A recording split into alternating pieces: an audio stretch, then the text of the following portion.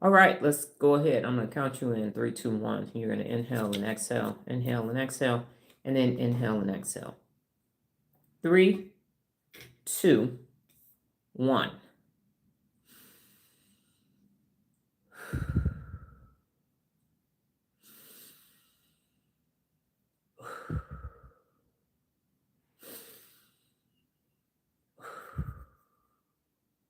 Let me pin this. Will I be able to pin it? Yes, I can pin it. Got it. All right. What is this? Stickers. I wish they would just bring my green screen back. Nope. Not happening. I think that's unfair. Okay, but then the other phone was right there.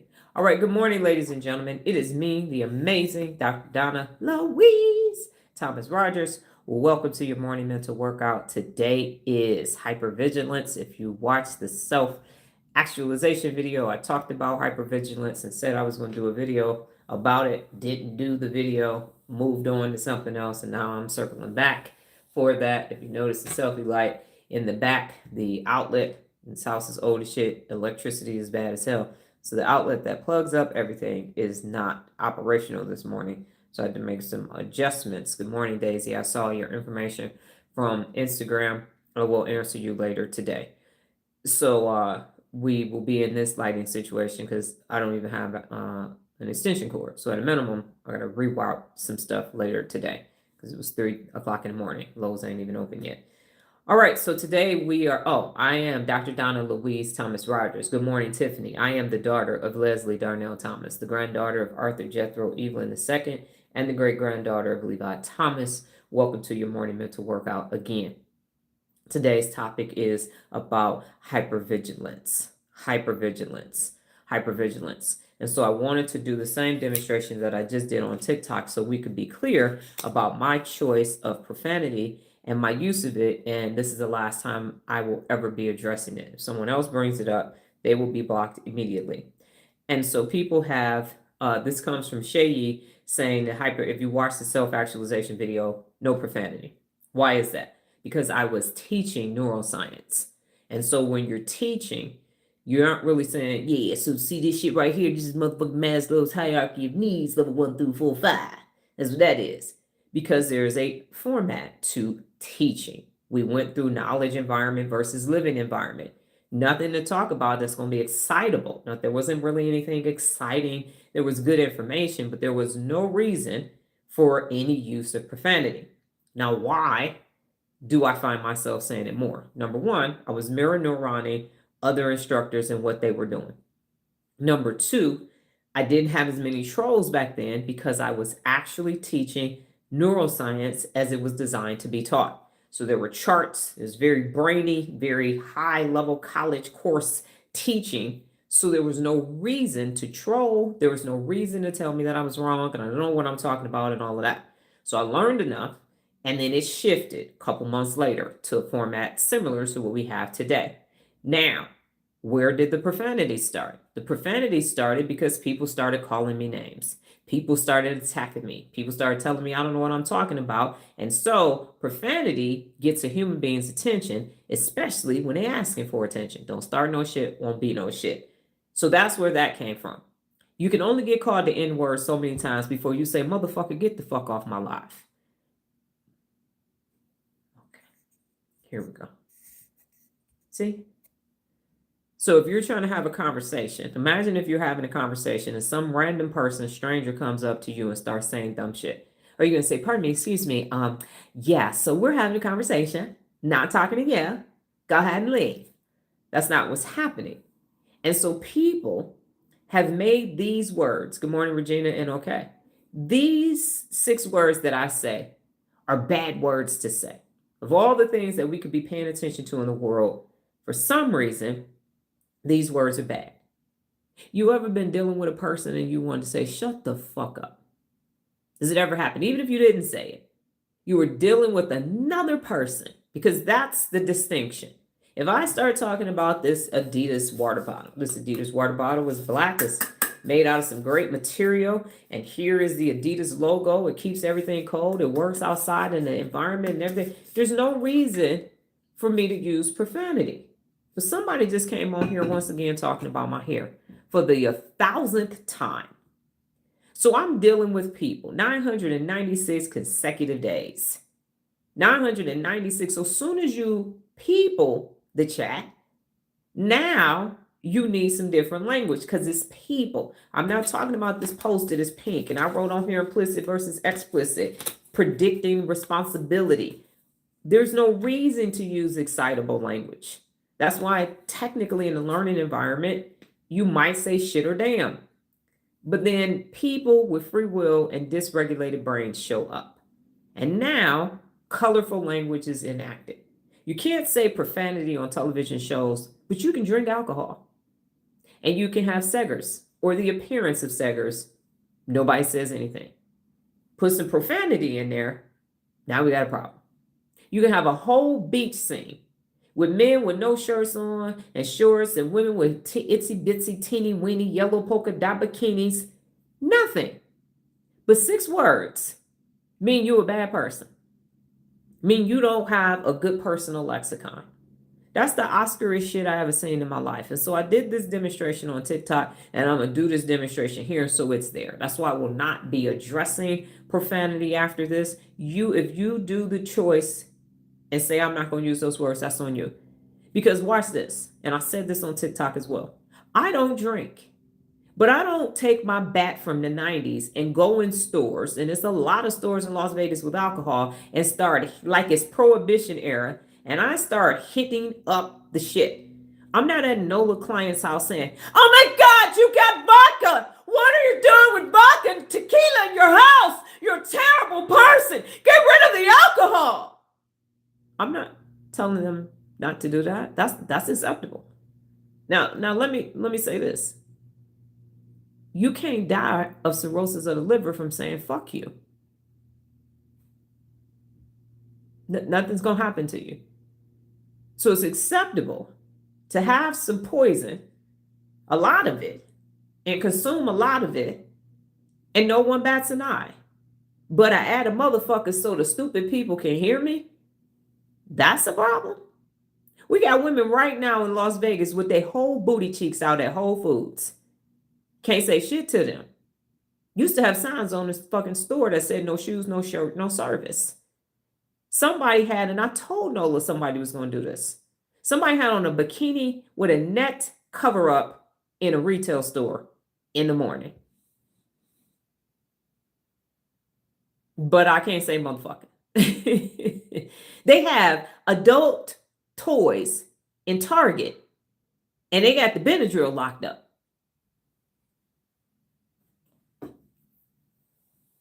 I was in Target. Woman was getting something next to the adult toy section, and her daughter was in that aisle with her. You just grab it. Just get you whatever you need for pleasure. I was at CVS in the self-checkout, and they had portable, discreet adult toys that you could travel with. But me saying motherfucker on the internet is a problem? Okay, got it. Dispensaries deliver your 420 to your house out here. Shit. Me saying shit. So you see how that works? When you normalize it, then it's good. But these couple things you can't say. We said that. See? Now in this moment, with these two human beings disrupting what I'm saying because they want to get their phasic dopamine rocks off this morning, I'm not supposed to say, get the fuck off my live, you ignorant bitches. That would be wrong of me. That would be wrong of me to come and disrupt what I'm saying because they want to get their phasic dopamine rocks off after 996 days. You see that? You see that? You see that? Nothing else that they could do better with their brains this morning, but this low reductive ass nonsense. You see that? Y'all see this? Let's watch this for a moment. We got time today. College is starting back soon, so this will stop. Football is starting back soon in American football, so this will stop. I wasn't on TikTok, but damn, who said it was wrong? Your choice of words. People come on all the time, but the profanity. Oh my goodness, the profanity. Why are you cussing so much? The profanity. They say it all the time. Do you ignorant motherfuckers have anything else your stupid asses would like to say while you're damaging your brain before I take your fucking stupid asses and unlist you from my motherfucking channel? Y'all got any other dumb shit to say to damage your brain, you fucking idiots?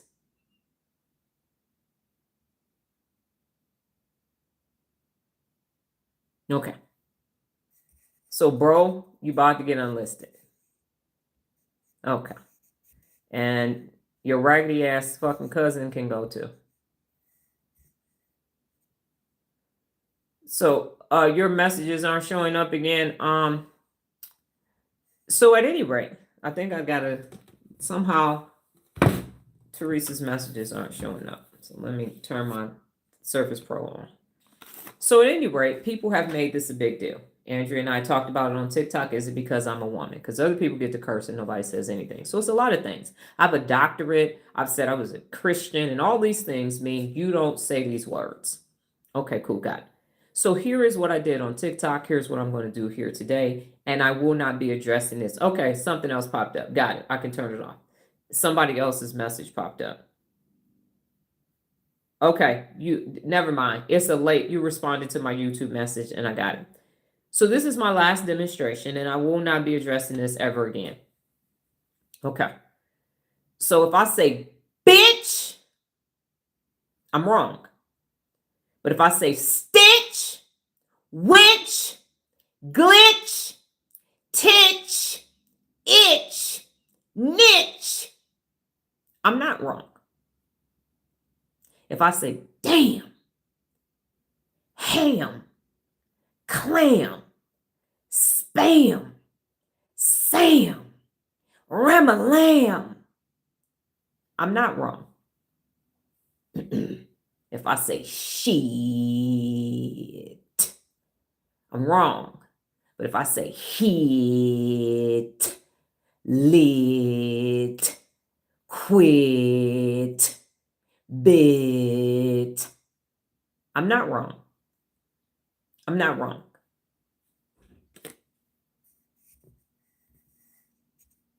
If I say fuck, wrong.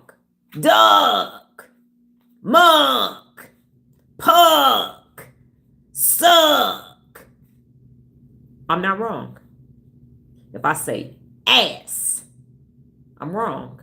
Grass, pass, lass, mass, I'm not wrong. If I say motherfucker, wrong. Mother sucker, not wrong. Mother ducker, not wrong. Mother pucker, not wrong. How's that possible? How's that possible? It's just words. If those words are words, why aren't these words words? Of all the words in the world, why are these words bad words? Why? Makes absolutely no neurological sense. Who made these words the bad words? The meaning behind the words. Those of you doing level 4, there are multiple meanings to words. Multiple meanings to words. I told y'all the other day I was walking through the crosswalk at Whole Foods and I was in the crosswalk and a car almost hit me. I said, motherfucker, you almost hit me. Now I had 2 millennial mothers with their tatas and their asses out in hoochie mama clothes, workout clothes, and they ain't worked out since they had them 2 kids. Both covered their kids' ears up. No! You dress like a hoe. Motherfucker is where you draw the line at. That's where you draw the line at. Your tatas and your ass is all out. We can see your camel toe and everything. But motherfucker is the problem in this situation. Okay. Got it. Roger that. Roger that. Even Lauryn Hill said, I throw a motherfucker in there so to reach certain people in vulgar English. Technically, the only curse word is damn.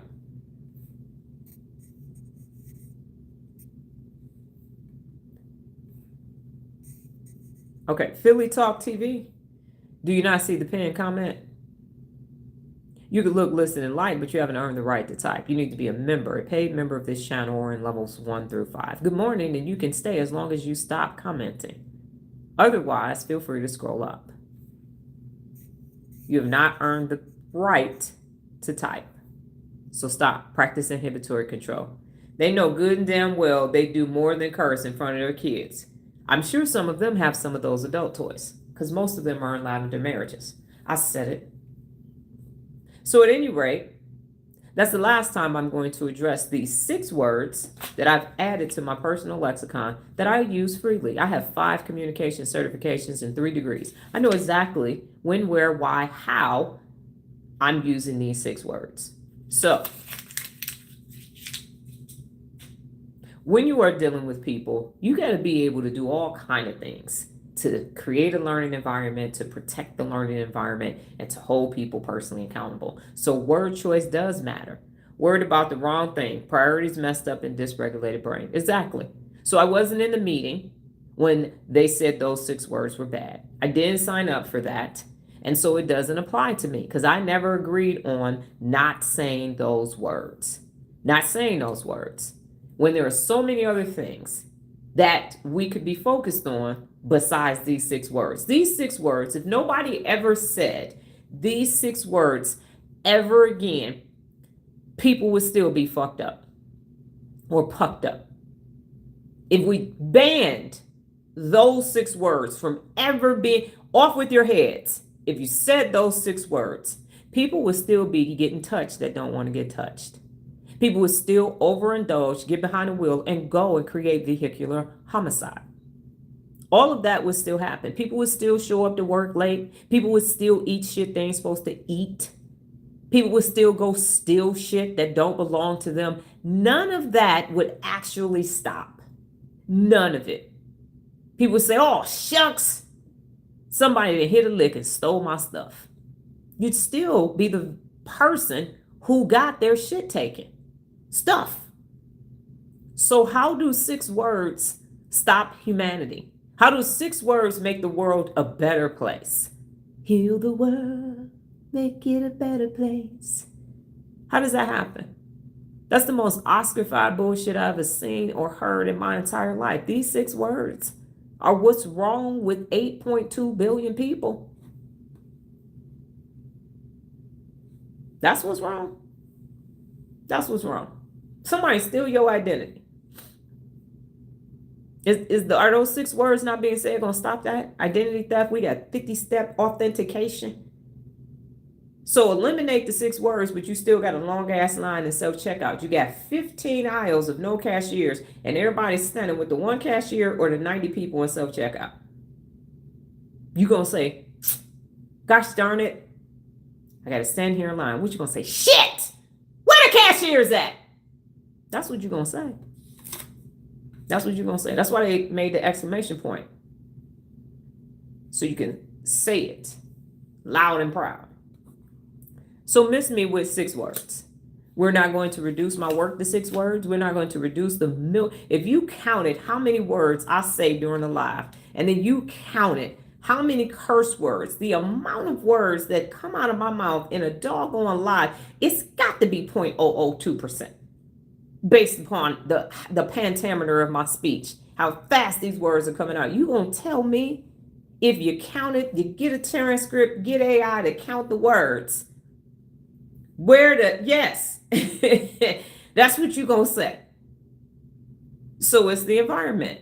Y'all decided from a predictability brain that I'm supposed to be saying something a certain way because that's what makes you comfortable. That's why I'm not doing it. I need to get your damn attention. So I can wake Miss Darlene up and say, oh my God, what did she say? Yeah, exactly. What did I say?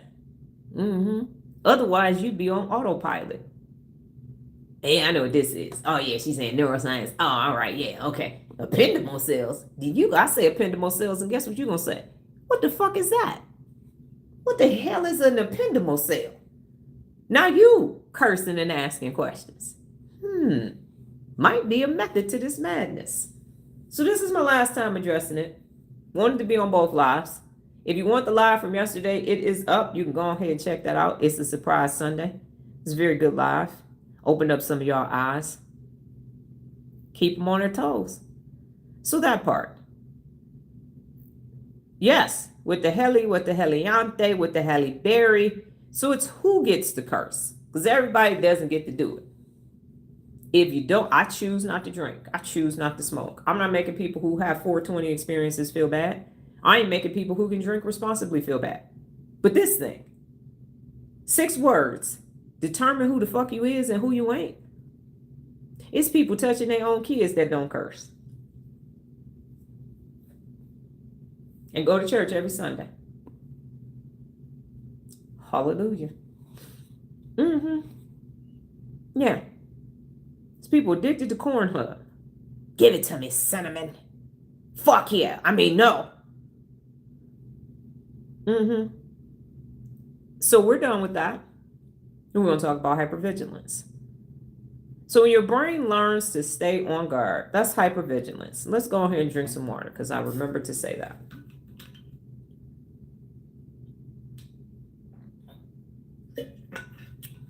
I never realized that there, you know, if you do hell, but it's the main 6 ones that I use. I don't really ever say hell. So when your brain learns to stay on guard, that's hypervigilance. Hypervigilance is not simply being aware. It's the brain maintaining a high state of alertness long after the original reason for the alertness has passed. You're still on alert. It's over. You're still on alert, but it's done. 3 days later, you're still on alert. Neurologically, hypervigilance is the brain's prediction system attempting to keep you safe by continuously searching for, wait for it, possible danger, conflict, rejection, disappointment, or uncertainty. The brain begins treating watching for problems as if it were a productive behavior. And let me grab my handy dandy Surface Pro. Now, and I've done this one other time. The challenge is that eventually the brain is no longer responding to danger, it's predicting it, which is why I had the protecting prediction for TikTok Live. So it's a heat warning in effect. Now, here's the news. Let me see. Okay, so hot as hell in Las Vegas. The FIFA president, Gianni, I'm going to fuck up his last name, so I ain't even going to say it, issues a defiant message to the World Cup. First Kenyan-born NFL player deported. ICE says. Extreme heat warning remains in effect until Monday night. Second suspect sought in Seattle Center pew-pewing that left 3 people unalived. Oil prices hit a 1-week low after U.S.-Iran pauses fighting over the weekend. Mediators see progress in diplomatic efforts to halt the Iran war. Got it. First on Scripps, new analysis finds prices for school supplies and lunches is going down. Exclusive interview with Microsoft CEO, Satya Nadella, and I know I fucked his name up. Bernie Sanders says polls show voters want change in midterms elections. No shit, Sherlock. 47 is set to defend his economic policies in Michigan, and there's a photo of him throwing a red hat in the air. This is the news. Whoopi Goldberg defends Elliot Page amid Odyssey casting backlash. Why? Why? Oh, wow. I thought those FIFA World Cup games were over. They are. They are. And the reason why my news is not that bad is because I don't watch the news. But FBI agent gets approved to investigate Jamie Foxx's The Kingdom. So he wants to be doing a movie, and now the FBI can actually investigate it. So that's what's happening. Hypervigilance. That's what's taking place. see what Google says. Let me come out of here. My Google won't let me. I've got, let me see if it does anything when I try to search.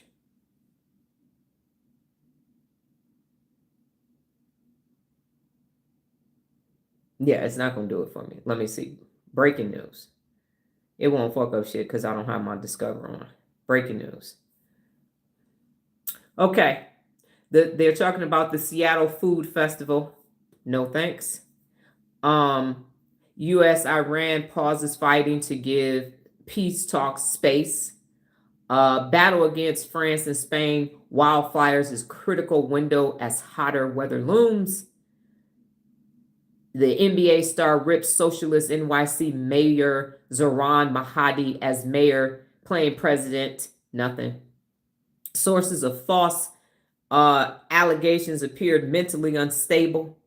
In Memphis, an anti-crime task force quietly turned into an ICE crackdown. Let me see. A fatal attack on Berlin's Pride Festival leaves locals wondering how the city will recover. Pentagon lists the 4 killed in the Iran war under overseas operations, casualties, and so they have those military photos put up. Now, okay, again, you can look, listen, and like, but you have not earned the right to type. Look at the pinned message. So the point is that you are hypervigilant. And Andrea said it. I've been watching the news because my parents watch the news. So that makes you hypervigilant. Did anything that I read actually impact where you are? Did anything I read impact you that I read? Did any of that have anything to do with you?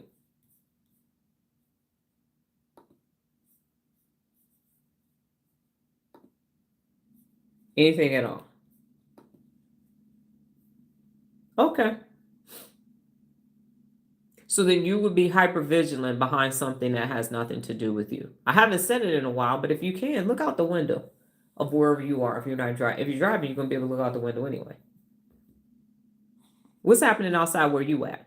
No, and in most of it, not my feed. I don't watch TV either. Right. Well, I had to click on it because I don't have, my Google is set to no discovery. So, and I literally clicked on the weather for my Service Pro. I can't get this. There we go. That part. So people are hypervigilant about some things that don't even impact them naturally. So what's happening neurologically? Hypervigilance, birds going on ham on the bird feeder like they do every morning. There you go. So hypervigilance develops through repeated neural reps and not my neural reps.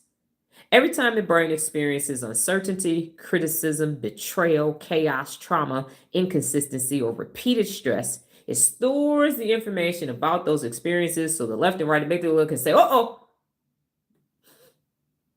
that sound like that happened and smell like that happened before. This is what we got to do. Put them on. Shut down access to the executive function while we go and look at these perceived threats. Over time, the brain begins asking, what if it happens again? What if it happens again? What if it happens again? And after enough repetitions, prediction becomes automatic. And the brain is no longer evaluating the present, it's protecting itself from the past. It's protecting itself from the past. Repeat that, please, about the brain perceived threats. Okay. Hypervigilance develops through repeated neural reps. And every time the brain experiences uncertainty, criticism, betrayal, chaos, trauma, inconsistencies, or repeated stress, it stores information about those experiences. And over time, the brain begins asking, what if it happens again? After enough repetition, prediction becomes automatic, and there is no longer evaluating the present, it's protecting itself from the past. And so what happens is that because it happened before, your fight or flight response, which is the left and right amygdala, located in the limbic lobe, which is an inner lobe of the temporal lobe, says, this can happen to us again. And so it feels like a perceived threat. That's why I always say, they say it's a saber-toothed tiger over in the corner. And now that message gets sent, in theory, to the dorsolateral prefrontal cortex, who goes and investigates with Vinny and Miss Brenda Jones. That's the stuff down there. That ain't no damn threat. Stand down. We ain't got to do shit. But if it keeps happening enough, everything becomes a threat. And oh my goodness, wow. No neutral SGACC. No access to Miss Darlene. It's always a problem. Everything is a problem. So the brain regions involved. Teresa said, I don't pay attention to that kind of stuff. My attention is a resource. The observer theory, once you concentrate on, grows. That's correct. But it also applies to you and your own thoughts. That's why in your default mode network, you are not mind wandering, daydreaming, and ruminating, because you can be your own person damaging your own brain. So if you think about something that happened in the past long enough and you ruminated on it long enough, you ain't never going to find a solution to it. You ain't never going to find a solution within your own thoughts. So it might not be external. It could be internal. If you was broke once and now you got money, you could be like, I don't want to be broke again. I don't want to be broke again. I don't want to be broke again. See, I don't want to be broke again. Remember last time you was broke again? Remember y'all ran out of food and y'all didn't have a... So now that is causing you to be hypervigilant.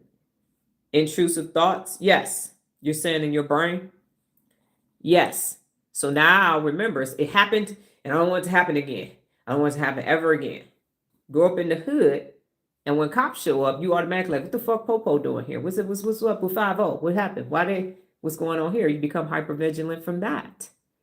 Well, certain news is actually important to me because they're a catalyst for marketing sentiments, and I've been studying momentum day trading. I didn't say watch the news. Don't watch the news. I said watch responsibly. I said if you're watching something on the screen, have a why and a strategy. That's what I said. So I'm talking about passive entertainment where you're just doing it without questioning, should I still be doing it? If you grew up in a household like me, comprehend. Yes, if you grew up in a household like me, where the news was just on because you were getting informed, and now you just myelinated watching the news, you have to ask yourself, what am I watching and why am I watching it? What do I hope to gain? So if you're watching for a business reason, then by all means, watch for the business reason and get your information.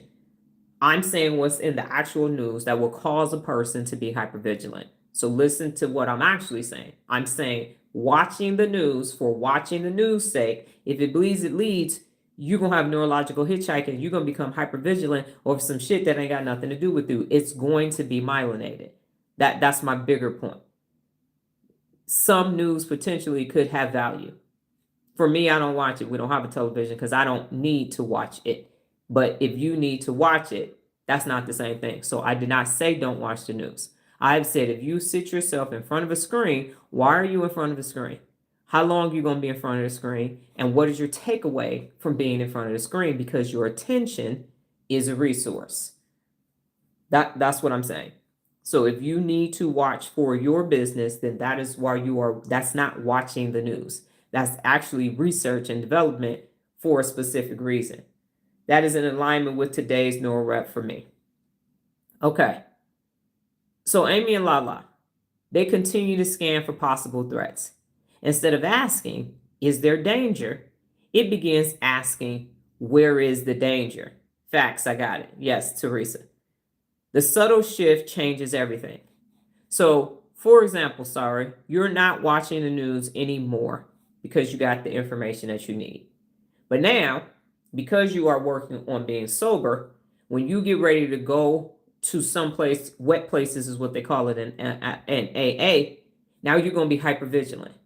You're going to be like, dang, they're going to be there, they're going to be there, this is this. So automatically, Amy and Lala are going to say, man, you remember the last time you went over there, you blacked out. You can't do that. And then he's like, oh, but I got to go see Big Mama. But damn, but remember, then you almost got that DUI, and then you get that. So then you're going to become hypervigilant in that situation. So that's what I'm saying the hypervigilance is. And now some people that don't drink anymore, they're like, and then God don't get you for drinking. And so now they go to the whole other extreme that can't nobody drink because they don't drink anymore. So there is hypervigilance that exists Is it taking over your everything, or is it something that you actually need to say, okay, let me look at the facts in this situation. I'm going to go say hi to Big Mama, give her a kiss, and then I'm going to go on and get on up out of there. Now you got a why, you got a strategy, and you don't have to be, don't have me no liquor, don't have me no, go, get away, go. All of that is not something that needs to happen. Like anxiety, I'm just trying to have a deeper understanding of the word. Okay, let's see if we get to the end. If you still don't understand it, then we can circle back. Because it's hyper. It's super protective. When you're anxious, you're not protecting anything. But there's a threat, there's a threat, there's a threat, there's a threat. Anxiety is like, I'm so okay, my anxiety. You're not doing anything, but you're on the lookout for a threat. Put on a fat suit, 30 pounds, because I didn't want to be essayed again. I just realized it's during my Neuro Rep this morning, pruning. Wow. Yep. Okay, I ain't going to say that because it's not. I got an answer for that too. It's not legal, so I'm not going to say it. I had a whole theory. Nola was like, whoa, whoa, whoa, whoa, whoa. No, we can't do. I was like, we can. We can. Yep. So hippocampus, Mr. Memory stores previous experiences. And when something even remotely resembles a previous difficult experience, he sends the signal. We've seen something like this before. The event was not actually, this event may not actually be dangerous, but it may simply feel familiar. So I'm going to use myself. Good morning, Rod. I'm going to use myself in Teresa as an example. So Teresa sends me a message yesterday on YouTube, and she's saying I'm just excited and all of this. And so I expressed to her my friction. I'm being hyper vigilant. Don't say nothing to me. Don't give me no flowers. Don't do none of that. Don't do none of that. Why? Because in the past, people give me compliments, and then the motherfuckers is using that for later down payments on a whole bunch of shit they're going to need me to do. So I'm hyper vigilant when it comes to compliments. Because every time in the past, motherfuckers say, hey, you look good in your head. Can I borrow $150? Can I borrow 3 days? Can you sign for this for me? So I'm like, why are you giving me a compliment? Oh, so you like my shit? Oh, really? Is that why you here? You want something? You gonna steal my shit? Because people did that too. They befriended me and stole some of my stuff and used it in their business model. So I'm hyper vigilant when somebody starts giving me compliments. It's a somatic marker for me. So I had to explain that to her yesterday. We had someone who came in similar to Teresa, all in, watching all kind of videos and everything else, hit her wall. I'm holding her personally accountable to do the shit. When she say, I signed up for this class at church, and I'm gonna need to finish. I signed up for this class months ago, so I'm gonna need to shift my focus to that. And then I'm gonna come back. Never came back. So now Teresa is here, and it feels the same. The friction in my ACC, the predicting brain is saying, so you like all my shit? It's changing your life. You're gonna go through and like all my content. Heart, heart, heart, heart, heart, heart, heart. You're going to watch all the videos and stuff. You got 2 months before your ass is gone. That's what my brain is saying. Hypervigilant. So I told her, this is my friction. This is my thing to resolve within myself. And it ain't shit to do with you. Keep doing what you're doing. I got this beautiful, amazing gift sent to me in this moment. So I'm hyper vigilant when people call me on the phone. I'm like, what do you want? Why are you calling me? So it's a threat. So now you're on alert because the brain is remembering. This feels like that. So what happens is Aletha, the Insula, notices internal body sensations. That's why I said I got friction, I got tension. The fuck is going on? An elevated heart rate, tight shoulders, upset stomach, gritting teeth, this like this. And the body begins providing evidence that something is wrong. Now, Oscar starts creating rapid interpretations. They're upset. I probably did something wrong. They haven't texted. I should prepare. What the fuck is up with her? Why is she asking for me to asking shit for me? I don't trust this shit. So Oscar fills in the information before any evidence exists. Up until today. Strong, my brain. Thank you. My pleasure. And then Miss Brenda Jones recognizes the conflict, the uncertainty, and the discomfort. And without strong leadership, uncertainty itself begins to feel like danger. Ms. Darlene, the dorsolateral prefrontal cortex, job is to assess the evidence. I have no current evidence that Teresa is here to cause any harm. She's a Sagittarius. She is a flowery personality, to use those terms from Aletha. I mean from Shayi, but she's expressive, very expressive. Hypervigilance occurs when Ms. Darlene stops leading and begins following everyone else's emergencies. That's what's happening. So now, oh my God, they ran out of toilet paper in Bangladesh. It's a toilet paper crisis in the world. No, Bangladesh doesn't have toilet paper. Oh my God, there's a water shortage in Albertsons. No, the distilled water delivered to the Albertsons on Charleston is going to be late by a day. So go to any other Albertsons if you want distilled water. So that's what's taking place. So Sarah said, and then it's perpetuated when the prediction end up being right though. I do the same thing when certain people call like, damn, this is about to be emotional as hell and answer to regret it. Right. And now you got to be hyper vigilant on the phone. Okay, what's the threat? What time? How much money? Where you at? It almost happened yesterday at Noah's appointment with that television. Until I said, oh, okay, you work that out. Legacy, this is my destiny. I have a 6-year-old grandson on the spectrum, and I can see how this would help him. So it's not just for me, it's for him. And that are changing. That is my world changing to brain at a time. 2 brains at a time. Yes, ma'am. Danger is my mystical voice. Danger in my mystical voice. So Miss Darlene has to gather information. So you see the saber-tooth tiger. And now you make a saber-tooth tiger all kind of stuff. Yep, I'm not her. You're not who her. I don't understand that part, Teresa. So now you're saying, that's a saber-tooth tiger over there. So now you get hyper-vigilant. And then Miss Darlene said, come on. Man, the thing ain't moved. It's been 2 hours. Saber-tooth tigers don't sit there like that. That's a fucking stuffed animal. And I appreciate your transparency. My pleasure. Then the basal ganglia says, eventually it becomes constant monitoring and that becomes a habit. The brain begins scanning automatically without conscious awareness. So when I was talking to my mother, she would call me every day with all the shit that's going on. I was watching news the other day. I was watching clickondetroit.com. I'm like, you busy? Yes. Well, anyway, so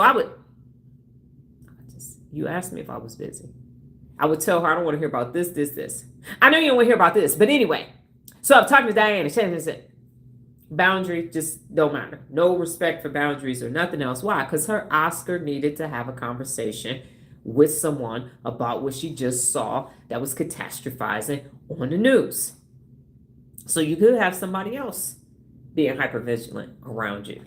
Well, they say, yeah, y'all going to the Smiths. Well, they say don't go on the strip because they about to do her sensor. It's always something excitable. So here's some everyday examples that don't actually look like hypervigilance, but they often are. And they're disguised as responsibility. Constantly rereading text messages before sending them. Because you don't want to have no typos. That's why my book got typos in it. You still understand it? Ain't nobody that read my book said, yeah, but with all them typos, I couldn't get half of what you were saying, Doc. I really couldn't. I just couldn't get the message. Checking email every few minutes. Monitoring everyone's mood before speaking. Feeling responsible for fixing tension in the room. I love learning like a fat kid loves cake, I would say as my vice. That's awesome. Feeling responsible for fixing tension in the room. Yes, they doing it really bad with the food. I have a person that I know about every recall. Don't eat this and don't eat that. On track to starve to death. Right. Needing to know everyone's opinion. You can't make a fucking decision because you got to call everybody in your contact list before you make a damn decision about where the picture going to go on your wall in your house. refreshing social media repeatedly, over preparing for meetings that last 15 minutes, apologizing before anyone is upset. I'm sorry, I'm sorry, but you. Constantly checking whether someone is mad at you. My cousin told me she didn't want to hear all the negative things in the world or with the family. I chose my words carefully with her. She was diagnosed with bipolar recently. No triggers here. Yes, and we actually do have someone that has bipolar over here. They're on level 1. So, apologizing before anyone is upset. Constantly checking whether someone is mad at you. If you are in a manipulating ass relationship, you gonna be hyper fucking vigilant. Replaying conversations hours after they ended. Hours, days, weeks, months, years. Feeling uncomfortable when life is calm because the brain expects something bad to happen. There's a Neuro Rep at level 3 that literally says, what happens to the brain when you leave a toxic environment? The girl who dropped out? No. If you're talking about the person that's bipolar, they're still here.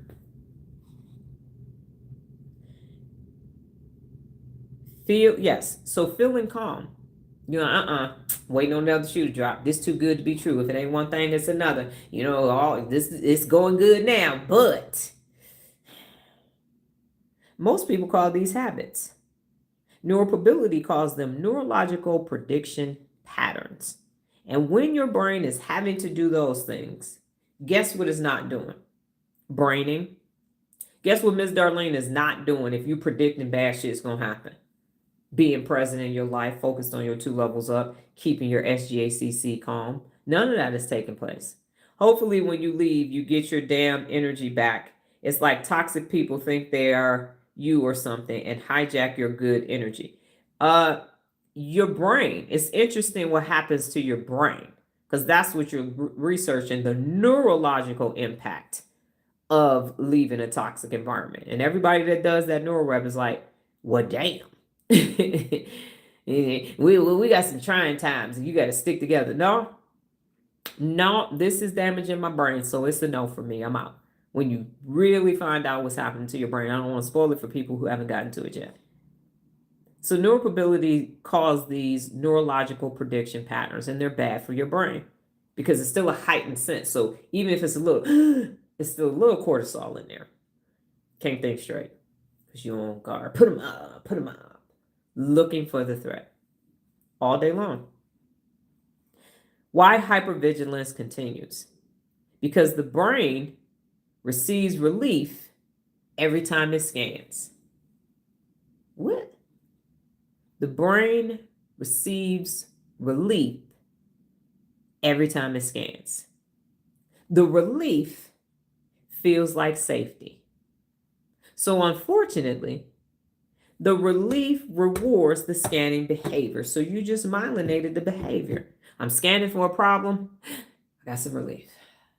Myelinating that shit. The more scanning, the stronger the myelination. The stronger the myelination, the more automatic hypervigilance becomes. That's why your friend gonna die from not eating food. Because she's looking for now she's just waking up. All right, what food is contaminated today? All right, what food is contaminated? Did you know that the water has 3 mini micro cells, and that if it sits in a garage for 7 years, the water is going to be contaminated. That's why you can't be putting the water in the garage in this heat. Can't do that. Did you know that the toilet paper, even the white toilet paper, got bleach in it?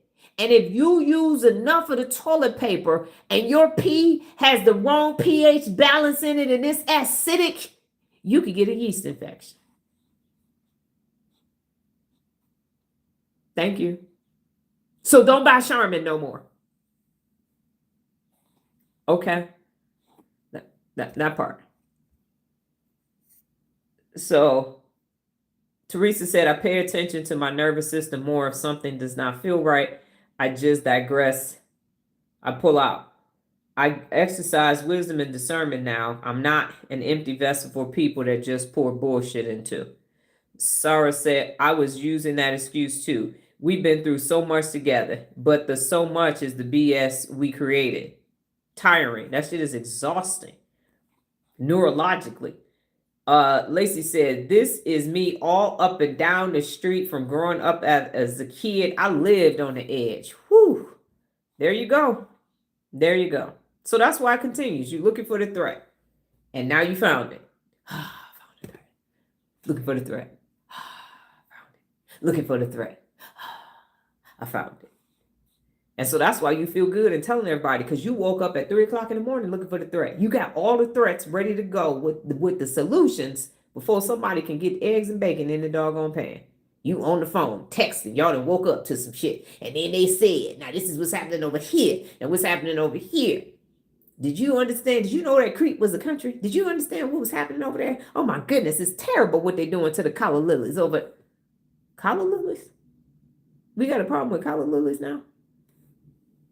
It's levels to this. No, I was saying I'm not the girl who dropped out. I'm different. Okay, committed to this. I'm dedicated. I know where I'm going. And oh, you're talking about the person that I told you dropped out. Now I understand. Thank you for the clarification. Bridget said, at Lacey, that's me being a Pisces, always too emotional about everything. The brain receives relief every time. Yes, Lacey, every time. Stop scanning because you myelinating scanning for the threats. Hopefully you ain't at the building and the balloon didn't pop. Yes, it's getting relief because you looked for it. Ramping dopamine. I found it. Let me do that again. Let me do that again. Let me do that again. Mm-hmm. And now it's implicit. It happens automatically, like you said, faster than a heartbeat, and in a millisecond and faster than a heartbeat. So how does real leadership interrupt hypervigilance? Real leadership does not teach people to stop paying attention. The amygdalas need to be on alert when they need to be on alert. It teaches them to direct their attention intentionally. So instead of asking, what might go wrong? Miss Darlene asked, what evidence do I actually have? Evidence, factually based, tangible information that I actually have. Evidence. What assumptions is Oscar making? Oscar ain't never going to ask no questions. Oscar going to input whatever the fuck he thinks in that moment. Consequences, information, evidence be damned. This is the narrative coming from him and Lala's ass. Is this happening right now? Is there a toilet paper crisis right now? Is there? Is there a bleach crisis right now? Half the shit people be talking about is a problem they don't even use. I don't have prostate cancer. So if the prostate cancer recovery prescription medication, I'm not even married to a man that got it. I don't even know nobody currently that I talk to that got it. So if I see on the news that the medication that you take after your prostate cancer treatments, there's a shortage of it, I'm not going to cry because that's not impacting me. I'm not about to stress my brain out for some shit that doesn't impact me. If there is a reduction of production of birth control pills, I'm in menopause. So that's not going to impact me at all. At all. If I get pregnant, call me Sarah. So that's not going to impact me. So if they say, and I'm not using this in a minute, there's a shampoo shortage in America. Guess who don't fucking care? I use my scrunchie. It's body wash to scrub my head. I don't give a fuck. I don't care. Oh my God, no more Head and Shoulders. What happened? Pantene is gone. It's not going to impact me. It's not going to impact me. So is this happening right now? Right now in this moment? Right now, nothing's happening because y'all on the live. So if something detrimental was happening, you'd get off the down, I got to go. It's fire alarm. Okay, cool. But none of that, what I read, is happening. Is my brain predicting or observing? You're predicting or observing. I'm going to have a good day. I'm going to have a bad day. This going to go left. And oh my goodness, I've been hypervigilant at Nola's appointments. Had to. Fucking manufacturing defects. She don't know what she doing. The clients don't know where the fuck they going. Parking is bad and everything else. I was hypervigilant probably until January of this year in her business. Where now my system, my parasympathetic system can just rest. And I'm not sympathetic system all the way on high alert. That's too much. Fucking Ependymal cells and doggone astrocytes, none of the glial cells know what the fuck to do because they can't, ain't no downtime or nothing. They just like, hold up, when your ass going to sleep? Shit look like Flight of the Bumblebee. The brain can't fucking brain. So what requires my attention today? What requires my attention in the morning, right now, in the moment? I have to be hyper vigilant every day that I go live. Because what fucking stupid ass toddler brain, imbecilic ass fucking troll gonna say the same ass reductive shit? Who the fuck gonna question my fucking academic prowess? What stupid motherfucker is gonna say some dumb shit to me this here morning? Well, all I'm attempting to do is teach people how their fucking brain works so this stupid ass Oscarified existence that we find ourselves in can be pruned. Every fucking day, twice a day. So hypervigilance loses strength every time observation replaces prediction. Is this true? Where is the evidence at? If you find yourself having to be in hypervigilant relationships, in that shit. Everybody on here is grown. Everybody on here is grown. Well, I don't want to leave my house. I don't want to. Okay, cool. What the fuck is this relationship doing to your brain? What is watching that doing to your brain? What's happening neurologically? We had that as a topic.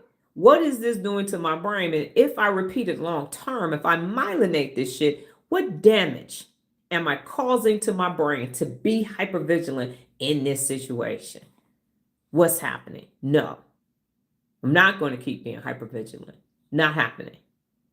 How are neural reps changing the brain? Every intentional interruption is a neural rep. And every pause before assuming is a neural rep. Every moment of gathering evidence is a neural rep. And every decision to let uncertainty exist without immediately solving it is a neural rep. Those repetitions strengthen Miss Darlene's leadership while reducing Oscar's automatic prediction. The stronger Miss Darlene gets, the more regulated Oscar gets, and he just sends notifications and information that he's seeing. That's his job. He's supposed to be making no decisions. I noticed this. Send that on through. Let me see what he noticed. And eventually the brain learns, I do not have to monitor everything to remain safe. You can't monitor everything to remain safe. You're going to be exhausted. By the time something ain't safe, you ain't going to have enough nothing mentally or physically to do something about it. Because you're monitoring every fucking thing. You look like a doggone security room at the casino. You got 500 fucking cameras everywhere. Let me look at that. Let me look at that. Let me look at that. Let me look at this. Let me look at that. Let me look at this. Let me look at this. You can't do shit. You can't monitor all them damn cameras. Next time you're in a store, look at the eyes in the sky and count all them damn cameras and think of your brain. Can you monitor a whole fucking shopping mall? Because that's what you're attempting to do. Well, who came out of doggone The Limited? Who came out of Neiman's? Who came out of Foot Action? Who came out of... That's what your brain doing. Okay, let me see this. Well, what color shirt did they have on? How many bags did they have? They do... You're attempting to do that and it ain't gonna fucking work. I see what y'all typing. I'm gonna go on here to close this out and read what y'all said. Hypervigilance is rarely a character flaw. It is often a well-practiced neurological strategy that once helped your brain to survive. But survival and real leadership are not the same thing. Your brain can spend its entire day preparing for problems that never came up. Or it can learn to observe reality, assess evidence, and direct attention where it naturally matters. So while life is lifing and people are peopling, your brain is braining. The question isn't whether your brain will predict. The question is whether Miss Darlene will lead the prediction or whether Oscar will. Who's running your brain is who's running your day. Sarah said that's why when they introduce shorts, people don't even know how in trouble we were. Oscar loved it, and the damage to the attention span is criminal. Yes, attention span is now 8 to 15 seconds on the average adult, because that's who I talk to. I'm not responsible for folks' kids. Lacey said, you mean to tell me you can live like this so long it feels absolutely normal? Yes, ma'am. That is correct. Quantum physics and neuroscience. Yes, ma'am. Not head and shoulders, laughing like we don't use that. I know. I don't use none of it. I don't use none of it. Teresa said, I apologize if I missed what part of the brain does the predicting. And it's all of it. It's Amy and Lala sensing something is taking place. They're looking for a threat. And then Oscar will then say, yeah, that's about to happen. Because there's no actual evidence for that. And it's the trolls that really don't even know what they're missing and disrespecting. It's like watching someone deflate their own life boat and they don't know it's because they're Oscar-fied. They're so Oscar-fied. Tiffany said, dang, that was me with the trackers. I know when you was tracking your kids' phones and you had a cousin or somebody else that you was tracking. Yes, ma'am. So you can have certain areas where you're hypervigilant and then you can just be hypervigilant. Both are true. All right. So I'm gonna go ahead and do the 60 seconds in the SGACC, and then we can come back and I will answer to the best of my ability any questions that you may have. I'm gonna count you in 3, 2, 1.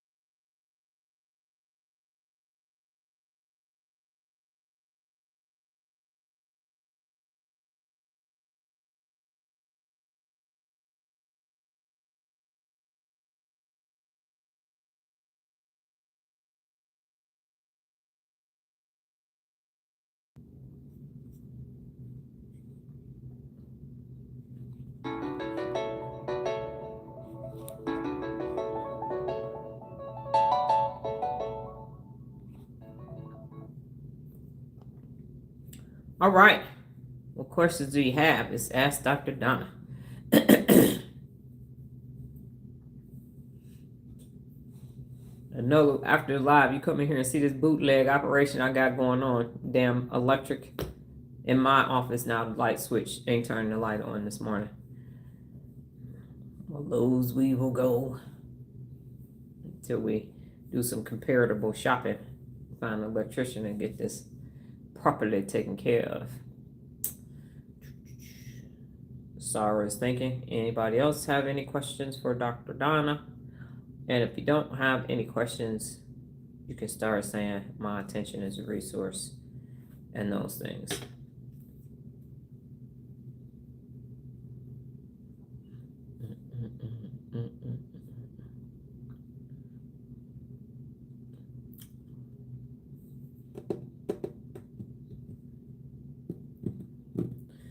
All right. Zara said, that's how I approach my neuro reps, with curiosity. What am I going to learn from this today? Yes, ma'am. Lacey said, and I haven't calmed down from paying the building taxes almost a month ago. Still on high alert, doggone it. You paid them, right, Lacey? They're paid. So you on high alert from paying the taxes? They paid. Remember, something shows up. Either you got the money or you don't. You're going to pay it or you ain't. And you paid it. That a month ago? That's hypervigilance. For sure. Without a shadow of a doubt. Sarah's question. All right, so when the brain dumps, I'm supposed to be also doing the dumps on the stuff I put in my mental. Don't think about everything. Everything. You watch the video, right? It's everything that's in your brain. So I use the example of what if you got a bag and you got shit in it and you don't know what's in it, you dump the bag on your bed, the dresser, a table, and then you say, what the fuck is it? Why do I still have, where did that receipt come from? This is from 6 months ago. So you got to get all of it out. So you have neural clarity. All of it has to be gone. All of it. So y'all gonna see my bootleg things. So if you're watching, Zara, I'm about to turn the camera around. And this is what you're looking for. That's my bedroom. You see that? Ain't shit in my bedroom. There's a Bible and a picture of me. That's all we got. If you go around that wall, it's a lamp. That's it. That's my whole bedroom. Ain't shit in there. Ain't shit in there. That's neural clarity. Neural clarity. You see? I ain't tripping over shit. I don't have no laundry baskets. I ain't got no hamper, no shoes, no significant other, no ottoman. I ain't got a bunch of fucking throws and tchotchkes and shit. Ain't no pictures on the wall. There's a mirror on this other wall. That's it. In that area between my bed and my dresser, I put my yoga mat there. I get my stretching and my exercise done. That's it. Ain't shit in there. I've been here 15 and a half years in that room. The hypervigilance, Monique said, so we have to adjust the hypervigilance through pruning the belief that the past is repeating. Yes, you need actual current evidence. That's why Teresa is here, so that I don't think she's the other person that's not here. And I can assess Teresa on her own without believing that she is the person who's gone. She gets her own fair shake at neuropability. So it came for you to prune that fucking neural pathway and be done with it. So all of this, you got to ask yourself, where is it coming from? All that shit that I was concerned with was coming from my mama watching the fucking news. I ain't going to be concerned with that. Yes, your amygdalas are there for actual threats. People trying to push your boundaries down. And I'm saying trying on purpose or protecting you from something. Because the hypervigilance will protect you from growth because of the predicting brain. Now, I see she over there talking about read every day. Because see, the conspiracists say if you read too much, you gonna know too much, and then you gonna know stuff that you ain't know, and now you gonna not know that you know, and you can't unknow what you know. You know, you gonna start saying dumb shit. Yes, a clean space is a think straight place. Think straight place. I can't even think with too many items around. Exactly, but you got too many items around your doggone in your head. So yep, you might be putting everything back where it belongs physically, but you not pruning up here. So you got, it's called neural clarity. So just as clean as my room is, that's how clean your brain need to be. Your brain needs to be that clear. Mental clutter is just as bad as physical clutter. Okay, I understand balance with clarity and facts.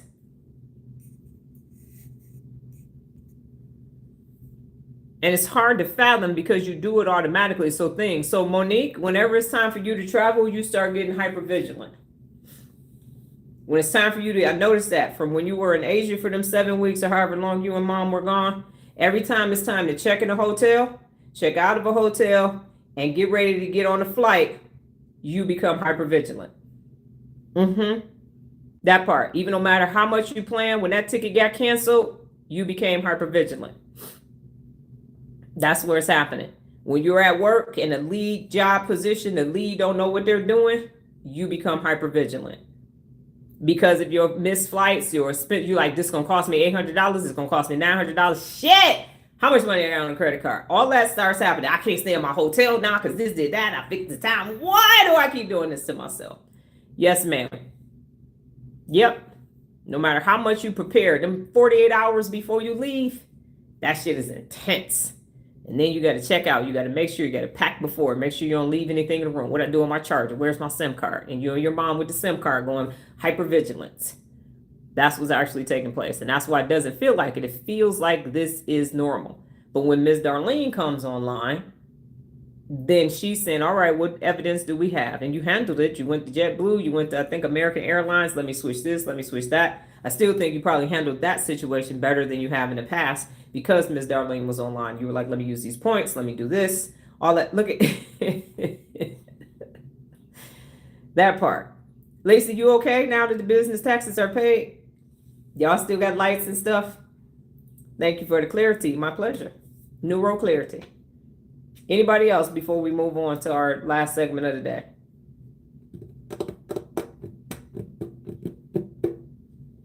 So yes, hypervigilance.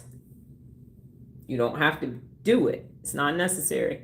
And once you myelinate it, you're going to demonstrate it. It's not even going to be a second thought to you. It's going to show up automatically. Okay. If there is nothing else, Lacey said, so my mind is hanging on to predict the future possible threat. The next time the taxes are due. The next time you got to pay a big ass lump sum of money at the same time. Will y'all have enough money? Are y'all going to have the right amount of money in the bank? Is this going to impact the house? Is it going to impact the doggone security business? Roger wants to sell the business. And so now your brain is predicting all kind of shit. When the taxes got paid, y'all still got events going on at the building. You just had 2 events back to back. So what the fuck is you worried about? Nothing. Where's the evidence to worry? So you ask yourself, where is the evidence for this thing that I'm predicting? Sarah says, since I have been doing neuro reps, I have had more emotional bandwidth and I feel obligated to help my mom, who is in a very emotional, hypervigilant state. What should I do? Nothing. That's not your responsibility. That's her brain. She caused it. She solved it. You the kid. You ain't the parent. You are not the parent. Bridget said, this is my brain daily. How you going to parent the parent? Nola. Am I your responsibility? Most you got to do is stop me from slapping the shit out of somebody during menopause. I'm trying to give you aftercare. You're a terrible patient. How am I going to help you if you helping yourself in aftercare? What you want me to do? Okay, well, she don't feel bad for her. Why you feel bad for her? Where you get that from? This is my brain daily. Yes, Bridget, you are hypervigilant. Stop that shit. Miss Darlene and Bridget, watch what's going to happen. You keep turning your neuro reps in the morning, you're going to be less and less hypervigilant through the day. Zara said, everything she says, expecting, give me compliments, ask me how I'm doing. It's so negative. She keeps saying she is ready to go. Go where? Lacey said, I didn't know the question. Oh, but now I do. What evidence do I have now? Wow. That's the question. Why are you asking like I'm not on here? Do you want me to come in there so you come in there? No, you don't. I'm confused by that, sweetie. Sarah said, because she has been taking care of everybody since she was 7. What that got to do with you? If she was 7, where were you at? If she was 7, she made those choices to take care of those people. If she was 7, you weren't there yet. Okay. Teresa says, your environment is a reflection of your mind, and I believe everything has a place. I can't function in chaos. To heaven, I guess. She says she doesn't believe in the rapture anymore, but now there is some kind of ice wall they're supposed to be going over to say, okay, here's what you can do, Sarah. You can take care of you first. That's what you can do. The best thing that you can do for your brain is to take care of you. That's what you can do. You're here for you. That's what you called me like Nola. It sounded like you were calling me to come. Normally you say my normally. I was asking you, do you feel responsible for me? I was showing that Sarah that the children are not responsible for the parents. Bridget said, I'm being obedient so I can be less hypervigilant and more productive. Oh, your God, what, Teresa?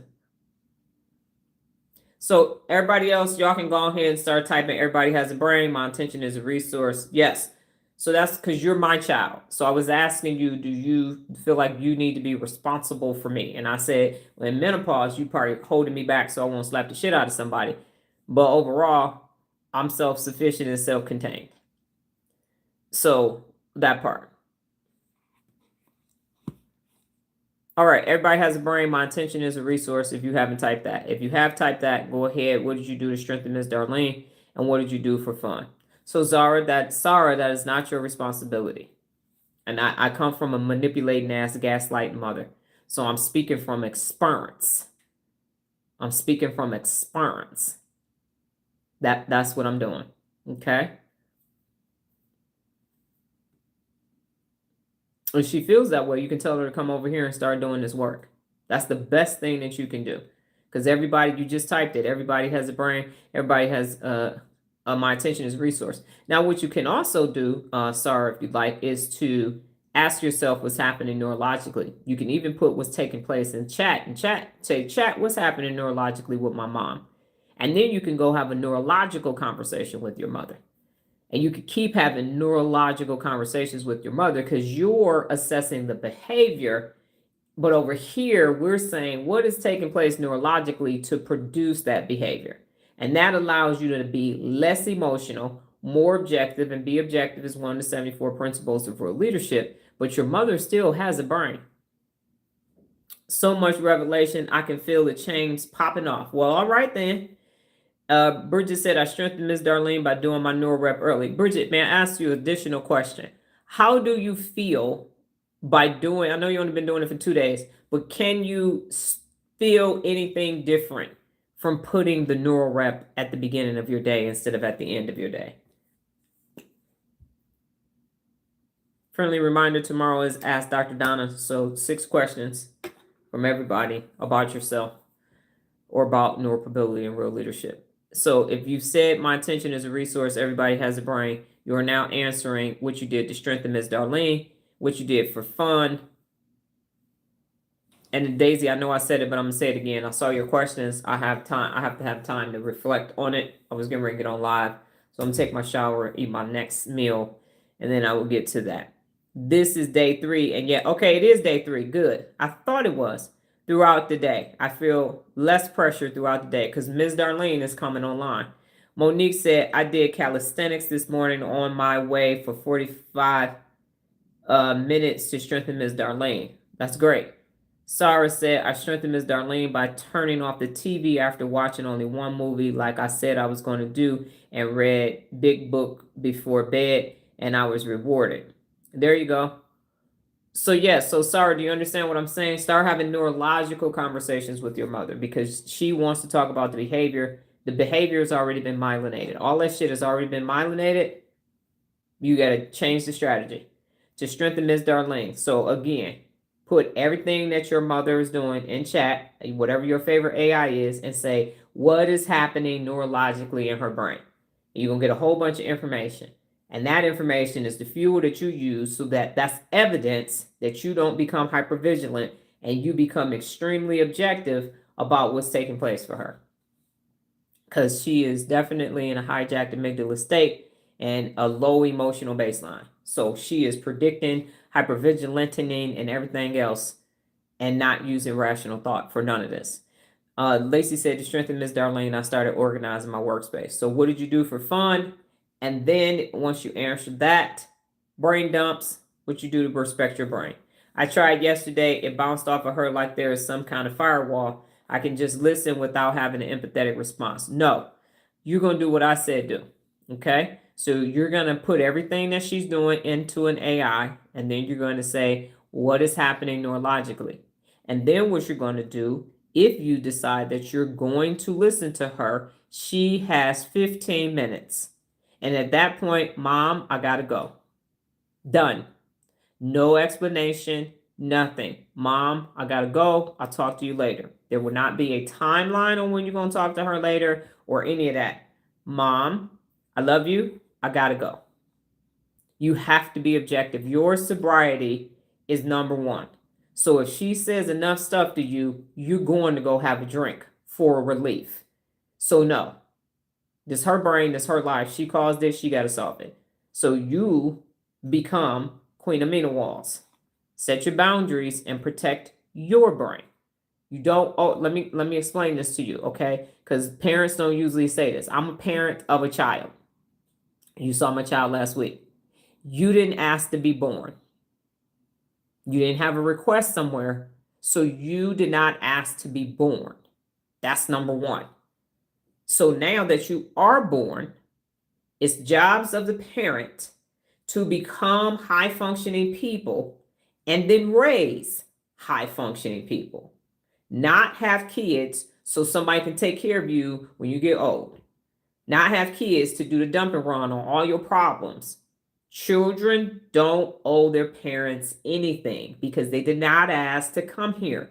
We laid down, stood up, was in the back seat of something somewhere, and decided y'all was going to come here.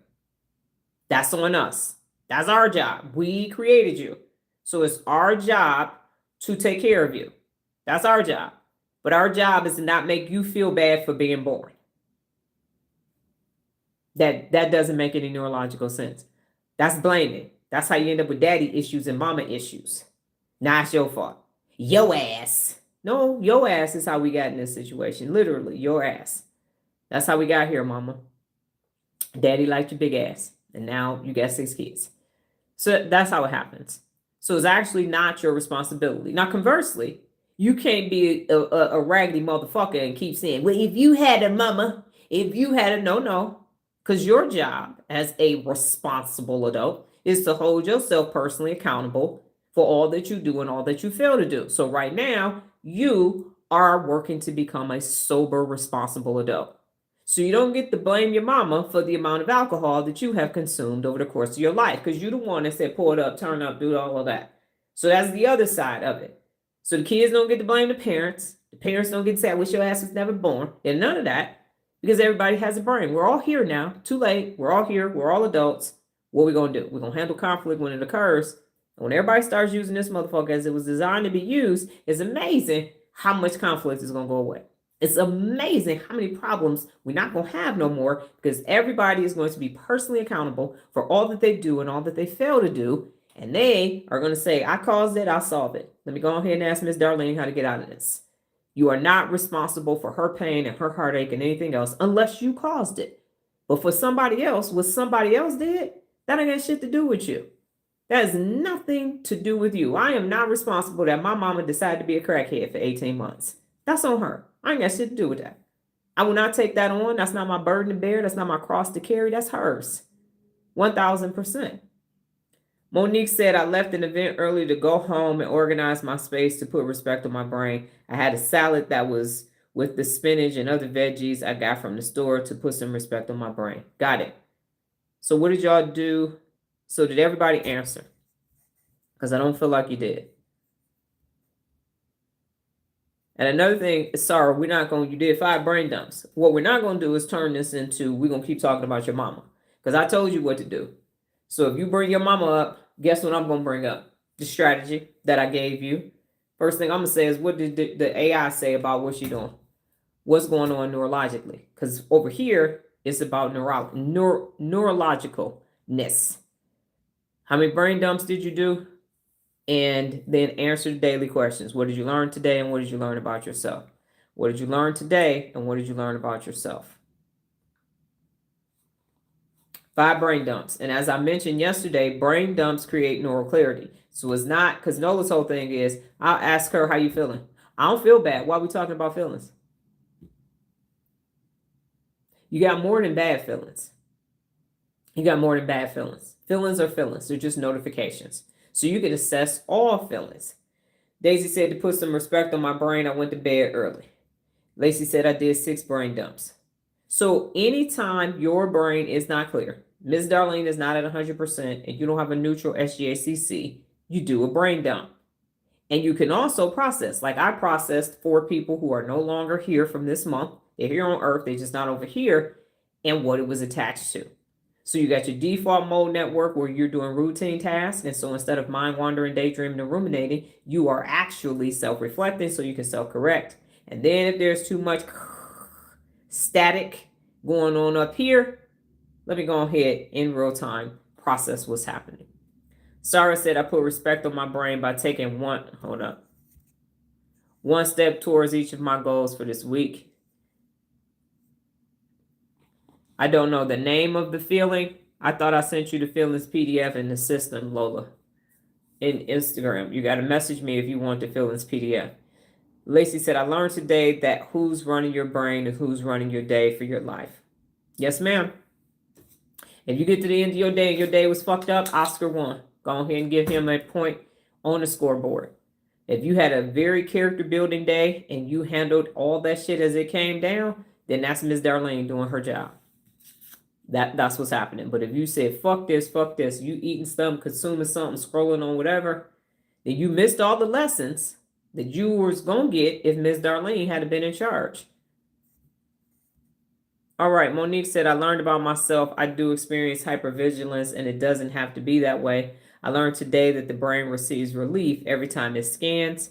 Predicting negative outcomes is not supporting Miss Darlene. It is not. Well, you got to message me. Yeah, see if you got it. If you don't, message me on Instagram. That's the only way you're going to get it. Because Instagram, you can download the pictures. Nola said, I strengthened Ms. Darlene by asking client if they wanted me to adjust the TV and the soundbar because of the crooked construction in spite of me mounting it level. Yes, I told people about that on TikTok. Bridget said, I learned that the news can make you hypervigilant when watching, have a strategy and a why.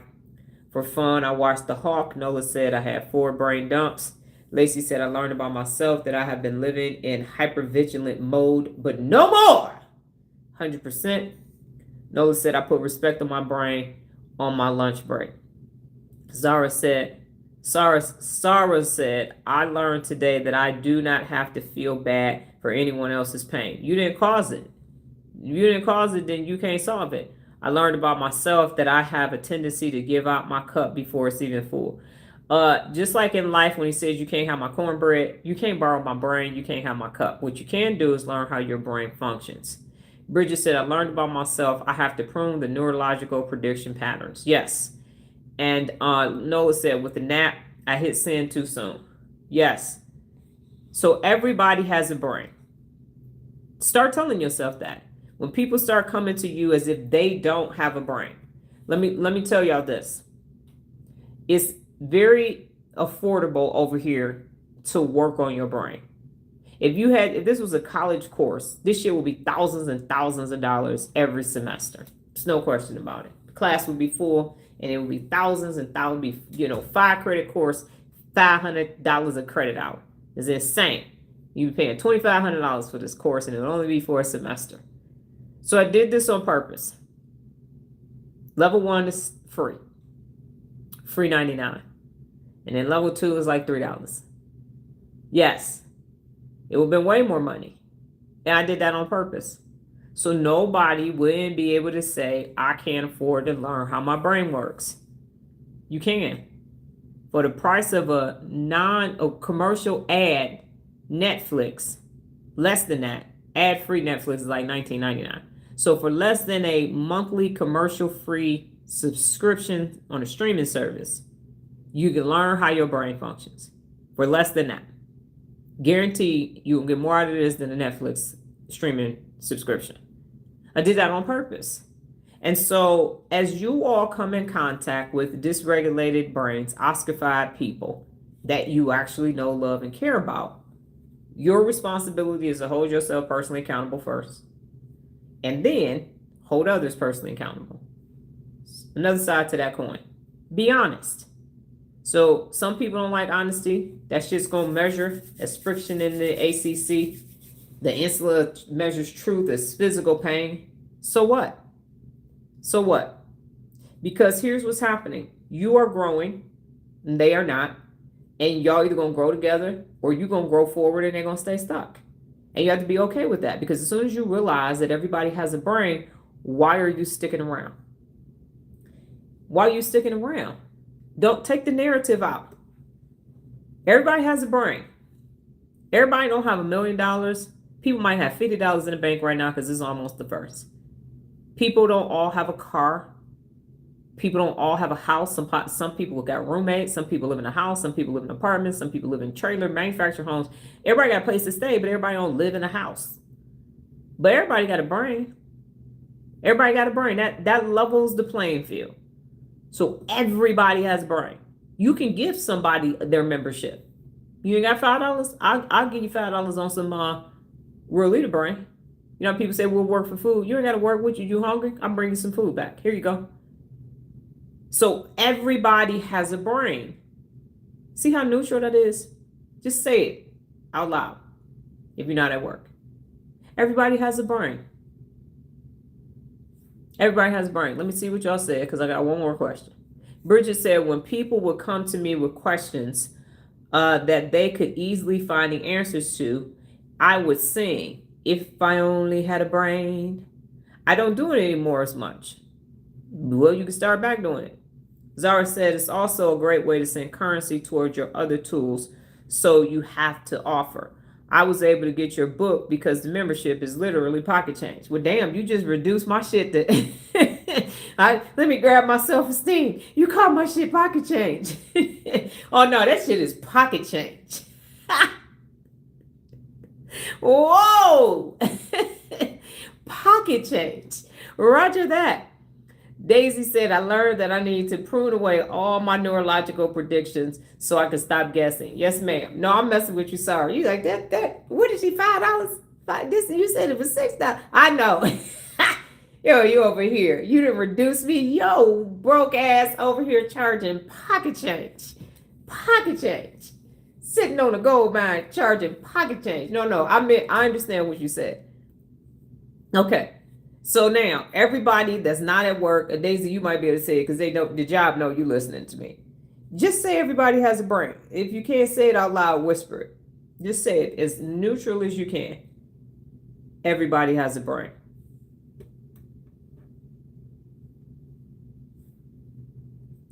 Now, it looks like, Teresa, your stuff has been blocked. What the hell is going on? The value outweighs the cost by millions. Yes. And that's what the Science of Getting Rich said. Add more value than what people are paying for. Science of Getting Rich. Great book if you haven't read it. Yes. All right. So you got my attention as a resource to strengthen Ms. Darlene, becoming more aware of my thoughts, paying more attention to my mental process, paying Ms. Darlene more attention. My attention as a resource. Get money is in my junior mafia voice. What I did for fun, I got into my creative. I've had about 15 years of off passion for editing. I recently earned 23 AI certifications, but I still like the old way. It's more time consuming though. Be willing to change. I have mixed feelings about shifting gears. I feel like AI is taking a shortcut. That's what I felt like too initially. I like to use it as an enhancement. It took me a long time to come around to using it. I pondered about dabbling with AI for about a year before I decided to take it. I'm circumspect. Look around. I did 12 brain dumps. I put some respect on my brain by doing some much needed pruning so that I can create neural pathways. And this is Teresa's that would ultimately lead to Ms. Darlene being online 100% of the time. Writing new narratives. I am the program writer. What I did learn about myself today, I learned that I need to change immediate actions in implementing the process of pruning and myelination. What did I learn today? Got a real life example of hypervigilance in real time. You dropped a lot of jewels. I took notes. It's too much to put in the chat. I'm going to send them in the message if that's okay. I'll wait. So is that what you were saying? Got it. Yes, I'll be telling my grandchildren that everybody has a brain. So I see what you did. You wrote it that way. I understand now. When I find myself over explaining, I say everybody has a brain. Yes. So here's the point, ladies and gentlemen. Everybody has a brain. Everybody has a brain. You're not responsible because everybody has a brain. Nola was 4 years old having to use her brain. So everybody has a brain. Nola has mental illnesses. Everybody has a brain. We have somebody that's got bipolar. It's people with ADHD. They got it. You still got a brain. You just have to myelinate. You either got too many GABAs GABA or you got no GABAs GABA. But you can still myelinate the brain and do amazing things.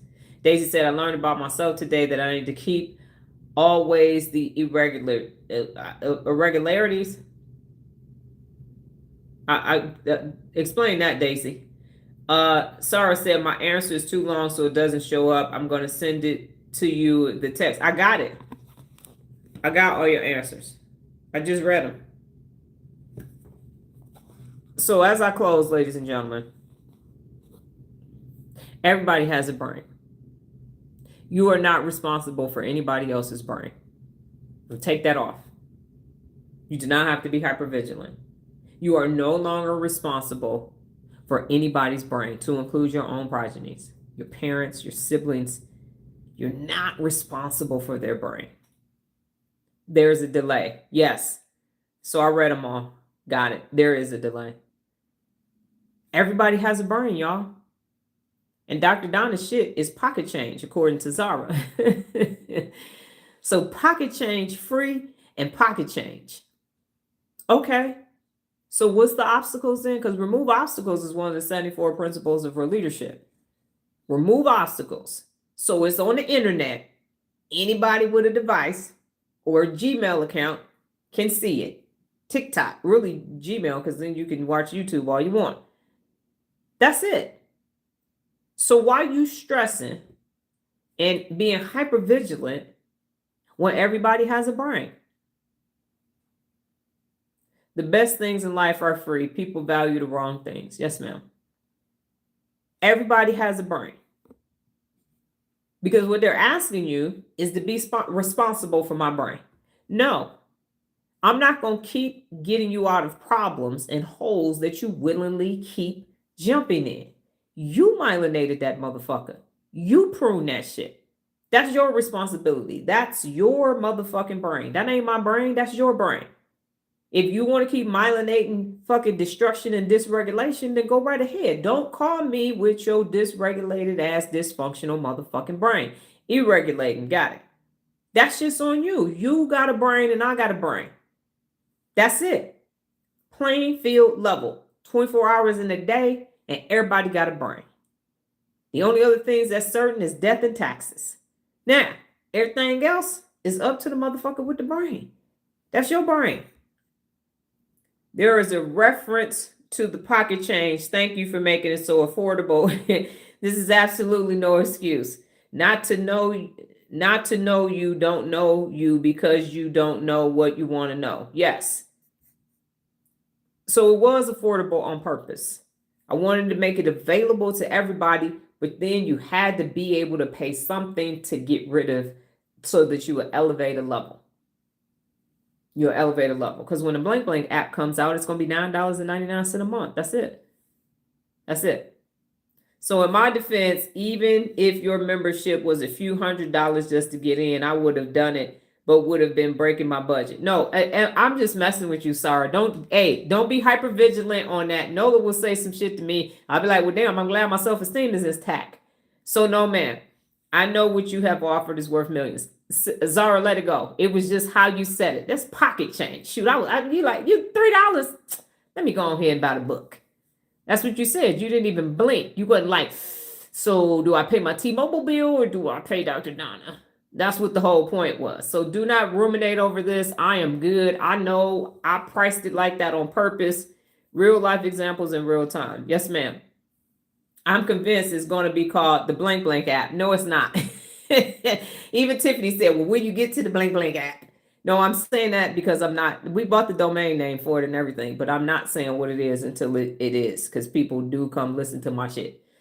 So sorry, you good. Don't be 5 hours from now still being hyper vigilant. It was more so because I'm going to start saying it. I'm going to say, according to Sarah, this is pocket change. So what you waiting on?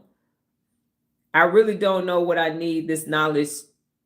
I really didn't know that I needed this knowledge to be elevated. That's correct. That is correct.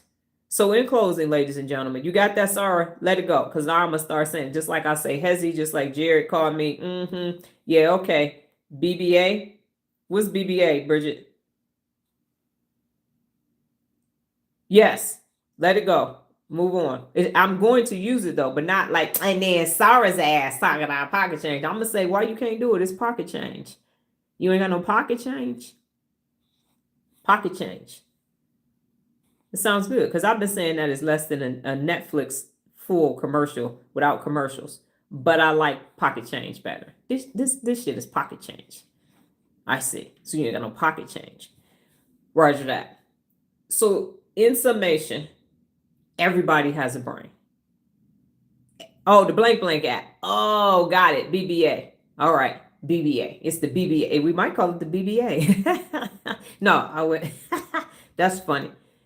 So everybody has a brain. Everybody has a brain. Stop being responsible for people with brains.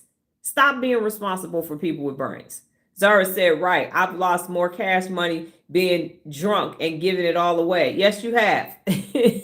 Than you will ever pay. What did we do? If you did this for 30 years, it'd be $3,600 or some shit like that. It was a crazy little bit amount of money.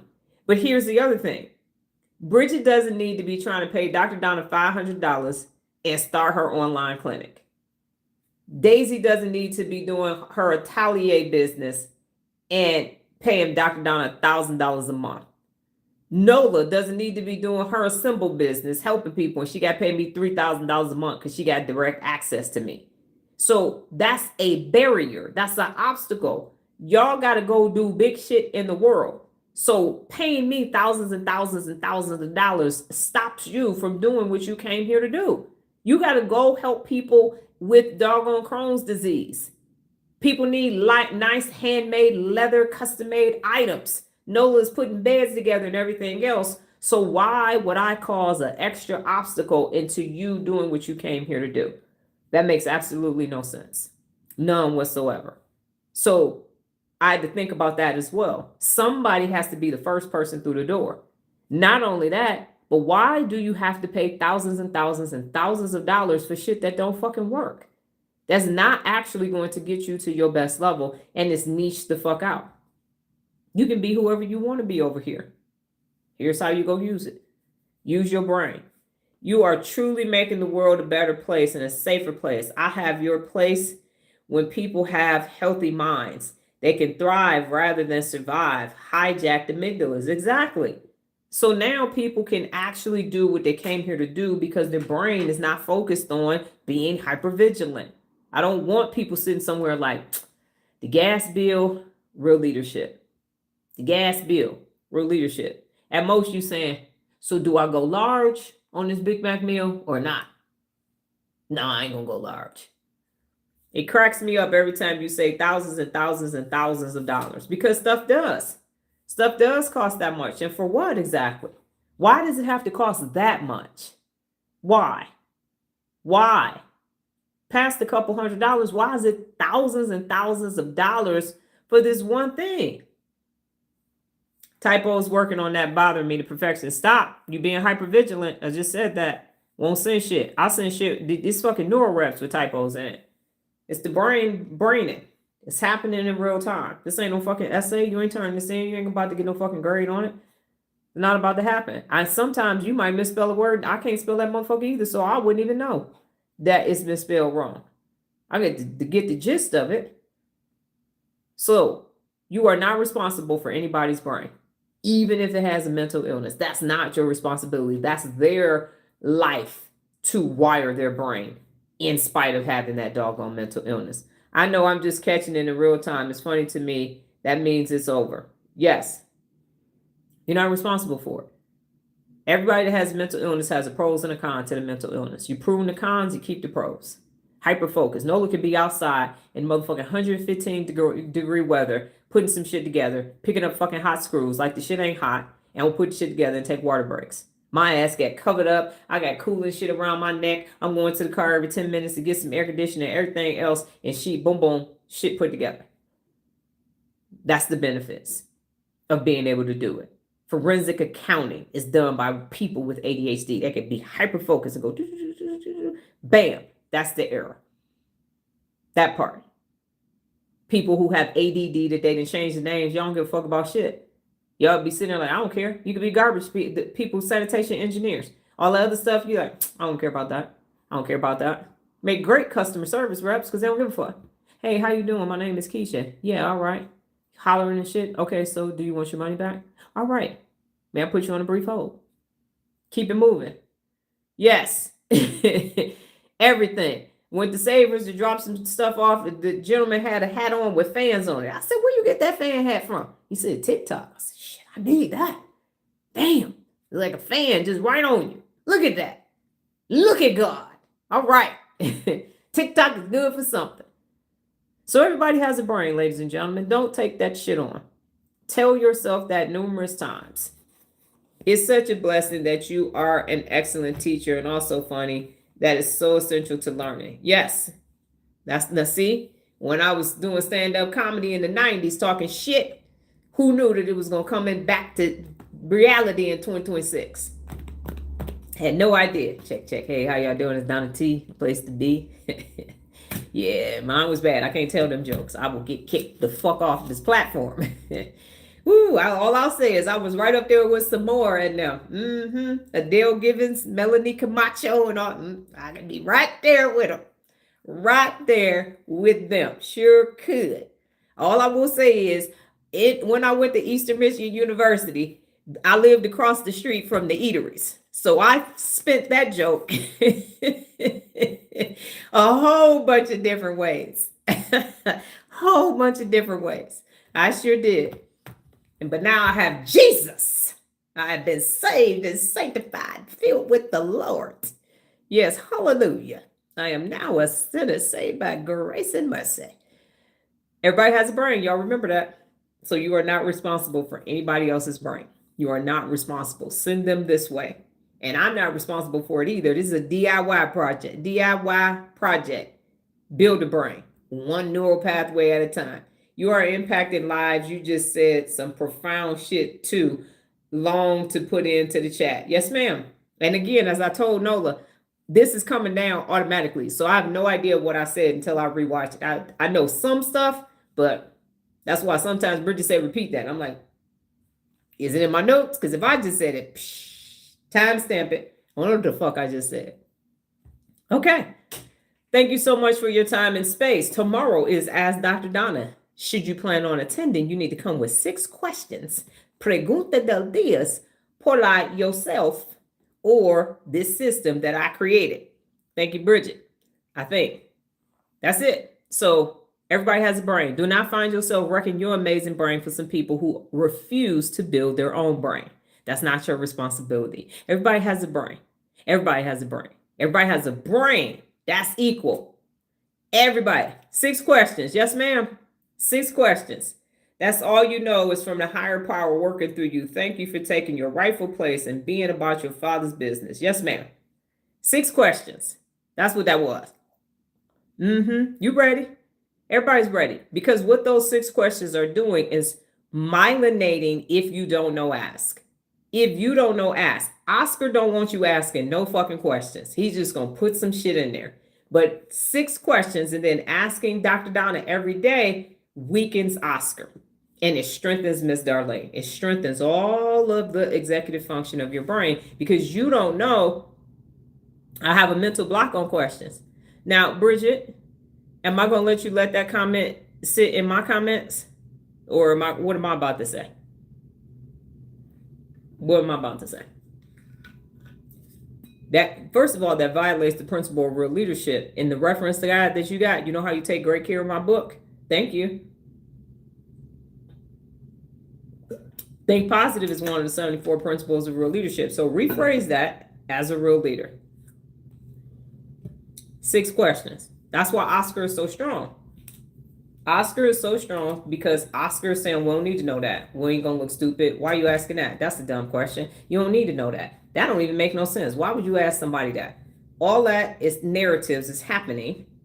And now you can't get the information that you need. The whole principle of real leadership is if you don't know, ask. That means if you don't know, then you ask. That's why when y'all ask me questions, I answer it. And then I say, let me know if I answered your question because it could have got lost in interpretation. So if you don't know, ask. That's what it is. All right. So as soon as Bridget types her thing in with this nice little YouTube lag, we're going to get on out of here. So what I do not want to hear going forward is about somebody's behavior. Unless you're saying, this is the behavior, here's what's happening neurologically. We have to switch to what's taking place neurologically instead of this is the behavior, because it's too late at that point. My bad. I missed what's going on with the 6 questions. Are you supposed to answer 6 questions? No. Tomorrow on Tuesday is Ask Dr. Donna. And so you bring 6 questions to me regarding you or something about real leadership or neuropability, that part. So we're not interviewing Dr. Donna. We're not going to be saying, what's your favorite color? What's your favorite movie? So you're going to be asking questions like, why every time I see my sneaky link, I end up in another situationship and I'm doing a walk of shame? What's happening neurologically? That.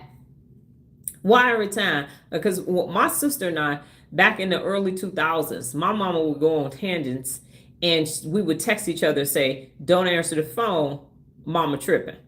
Let it go to your, at that time we had answering machines. And what would she do? Call on the answering machine and cuss us the fuck out. Randomly. For no reason. We believe she's bipolar. For no reason. Based upon the depression and the cycles and the normalness and everything. So we would do that.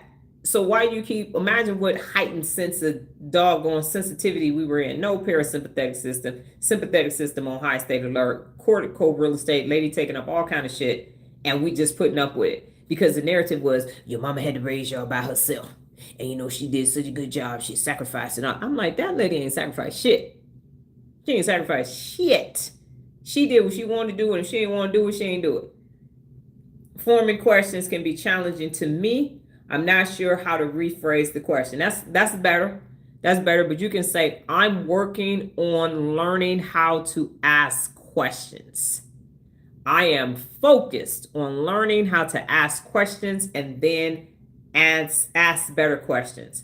I'm strengthening the principle of real leadership. If you don't know, ask. I'm myelinating asking questions. Never that. Very edifying. Thank you.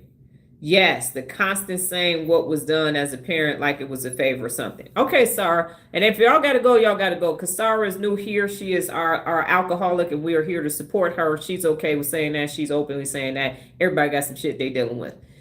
So that they have to prune. So watch this, Sarah.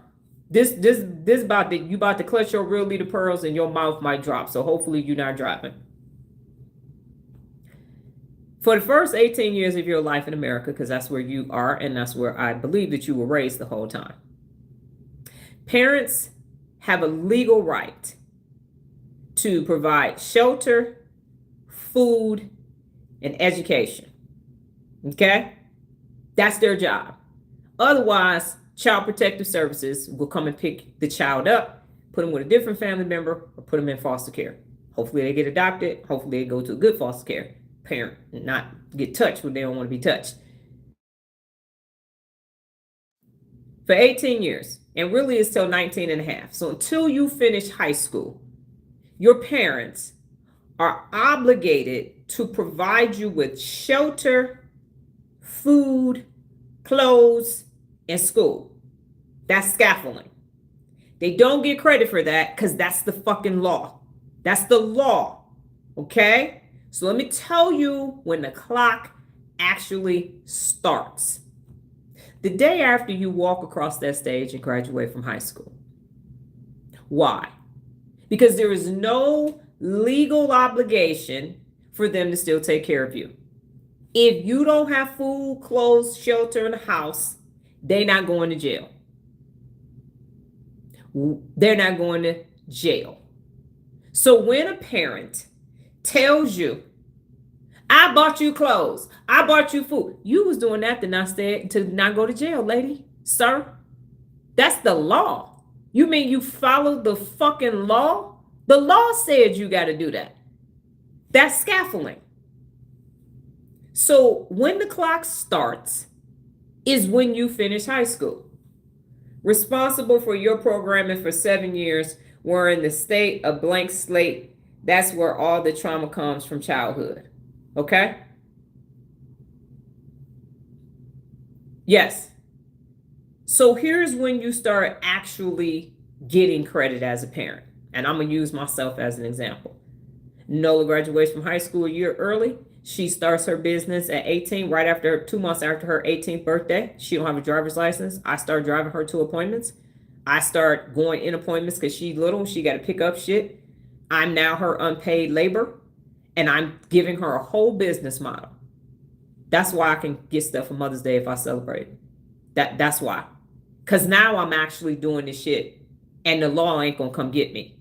So technically, I've been doing my job as a parent for 5.5 years because she a 5.5-year-old adult.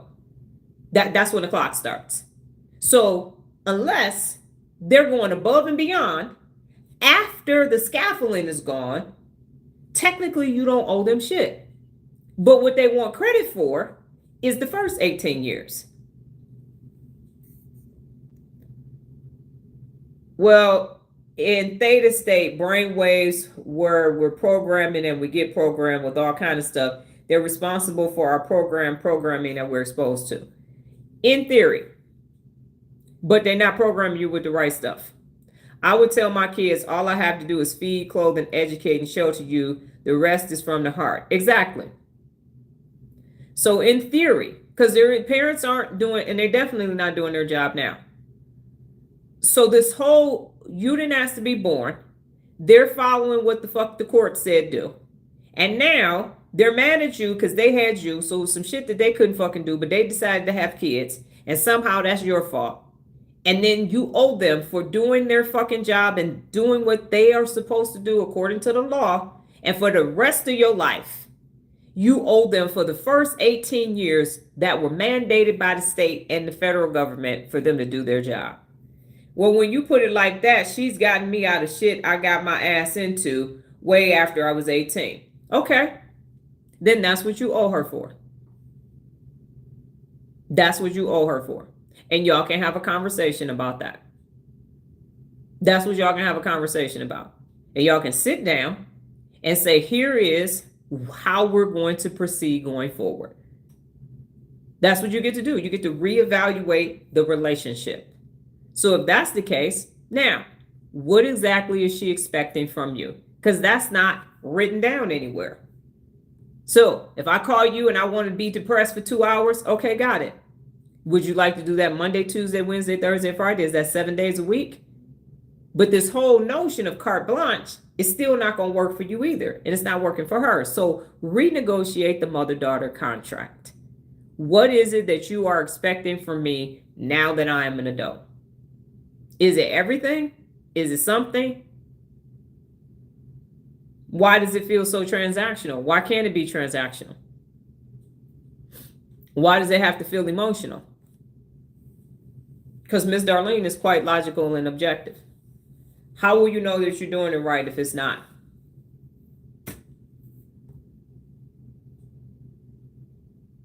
Isn't it transactional? It can still have feelings to it. You can say, you can come over my house every Friday. I'm going to cook dinner. I'm going to make fried chicken. That's your favorite meal. I'm going to cook your favorite meal every Friday.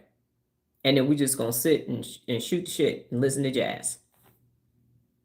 Right. I'm logical too, but she's super emotional. You're not responsible for her emotions.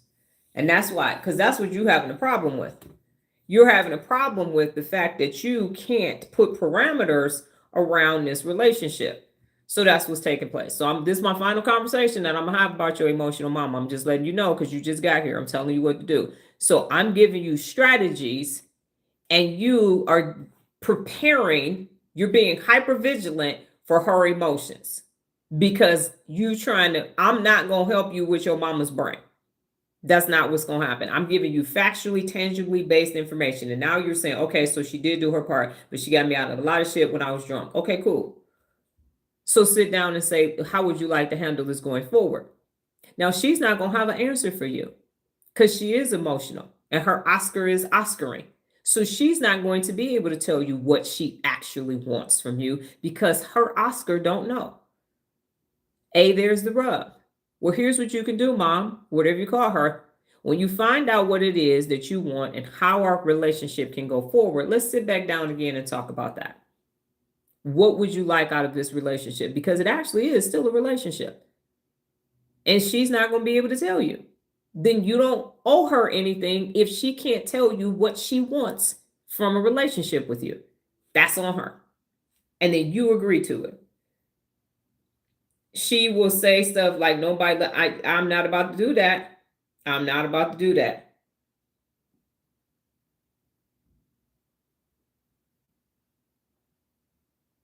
Not about to do that. So again, we got to go. And now what I'm not going to do is have you do this. I told you what to do. This is why this right here, you brain dumping. This is actual brain dumps. These are things that are stopping your brain from being at a neutral SGACC and being objective. You don't have neural clarity right now. You see that? So you like, no, I ain't got nothing to brain dump. Sound like you got a lot to brain dump. So you have been accepting of this emotion that's not yours from a dysregulated brain, and she's doing a dumping run on you. And she feels like you have to do it because she got you out of some shit when you were drinking. It's a very codependent relationship that's not functioning at a high neurological level. I'm telling you to get your shit together, hold yourself personally accountable, stay clean and sober, and then say, I love you, Mom. I want a relationship with you, but I can't be in this emotional ass shit. My sobriety is number one on the list, and my brain is first, and then my sobriety. So this is our last time having a conversation about your mama, because I'm telling you exactly what to do. And if you need to come back and watch this, I told you. Everybody has a brain. I told you to put everything that's happening inside of an AI, ask what's happening neurologically so that you can understand what's happening neurologically. And I said, you're not responsible for your mother. And I said, if you want to have a relationship with her, there actually does need to be terms and conditions on that relationship, because without it, here you are brain dumping. I thought you were given a bit more space. I can handle it in the brain dumps on my phone. I was just saying I was given to her when it wasn't my job. So we should be even. That don't even make no sense. Even in what capacity?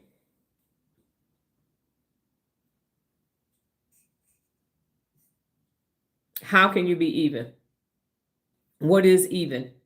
Did y'all sit down and discuss even? See, I'm back on transactional again. I'm back on objective. How is it going to be even if y'all never sat down? I'm going to say one more thing. And if y'all got to go, y'all got to go. Here's what I'm going to say. When I got married, I told my ex-husband on the way to the Orlando courthouse, I'm going to marry you.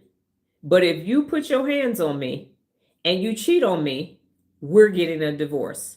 If you find yourself about to cheat, because I married a lying-ass Libra, if you find yourself about to cheat, let's go to counseling. You want to know when he wanted to go to counseling? When it was time to sign the divorce papers that's filed in the court. Don't put your hands on me. Don't cheat on me. Verbal contract.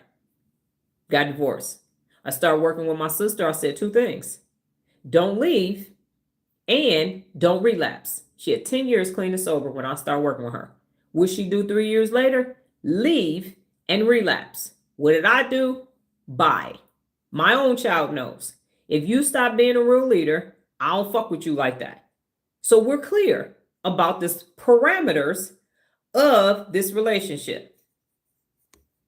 All right, Teresa. Sarah, don't let her guilt trip you. That's what it sounds like to me. Because I was a child holding her emotions and pain, so the stuff she got me out of as an adult is kind of the same thing. Got it, Bridget. Yes. So what I'm saying is you need to process everything that's taking place with your mother, and then you need to have a conversation with your mother. And if your mother can't emotionally process that information, that's on her. That has nothing to do with you. You get to set up a boundary to say, when you're ready to have a high functioning relationship with me, I'm here for you. But I can't keep being in this dysregulated relationship with you. And that's a boundary. And that's what you have to do for your own sobriety and for your own brain. That's what we're telling you over here. So we're going to keep talking to you about you. We're not going to talk about mom no more, because that's your brain dumps. That's for you. That's your queen of mean walls. That's something that you got to handle. We ain't got shit to do with that. Your mama want to come over here and learn how her brain functions. She come over here and learn how her brain functions. But now you got this whole thing that just showed up that's actually stopping you. And the problem is you've been compromising. And so because there is no transaction on this, you can't hold her to shit. Nola knows if she stops being a real leader, I don't fuck with her. It's real simple. Y'all know if y'all don't turn y'all neuro reps in on time over here, you're going to restart. You got 3 restarts and then your ass is gone. You see how that works? So nobody's confused because of the rules that are set in place. Did you confirm the rules? Okay, cool. Now people are like, I missed yesterday. Let me restart. So you actually do need rules and regulations and rules of engagement when interacting with people, because you think y'all even and she thinks you owe her for the rest of her life. Y'all ain't even on the same page. And so you compromise. Yes, mom, what you want? Is it the best you're going to get when you're dealing with unaccountable people is a compromise. And that's what you're doing right now. I'm not compromising. Set and maintain high standards. That's why I don't fuck with nobody from my past, because they want me to compromise and I ain't compromising with their ass. So do you understand what's taking place now? You need to be doing way more brain dumps, because this is a big issue. So you got alcoholism and you got this toxic ass relationship with your mama. Ain't nowhere in the world you should be at no 5 fucking brain dumps a day. This alone should get you to 10. Every time she call, brain dump. Every time you think about drinking, brain dump. That's what's taking place. So I've taken the time because you are here and you are doing the work so you understand. But I will not look at another neuro rep talking about your mama. There will be no more conversations about your mama because your mama ain't over here, you are. And I gave you the system to work through that so that you can have a high functioning brain with no neurological hitchhiking, no emotional furniture, and no neurotoxicity. Because over here is personal accountability. Okay? All right. Y'all go off and have a great rest of your day. People who I owe some response to, I think it's Daisy, and that's it. Everybody else go off and do what you do. Turn your neural reps in. Have your 6 questions ready tomorrow. Definitely won't be bringing it up again. Thank you. Yes. And it's not because I don't care. I'm saying she's not over here. So we are over here working on our own brains. Use the strategy that I gave you, and that part will work. This will work out for you. She's not here. You're here. And so whether, just like they tell you in meetings, you got to stay sober even if nobody else around you is staying sober. Your brain got a brain, even if don't nobody else around you brain. Because I used to have it when it's client selection, somebody refers somebody and that client leave, your ass is leaving too, because chickens of a feather flock together. So if you recommended this raggedy motherfucker, then at some point you got some raggedy motherfuckingness in you too. So y'all both can go. Bye, deuces. I'll be back tomorrow, God willing, higher power in the universe, same time, same place, safe learning space, different brain t-shirt. You all go off and have a neutral SGACC day and keep Miss Darlene on in a full effect online the whole entire time. Take care. Adios.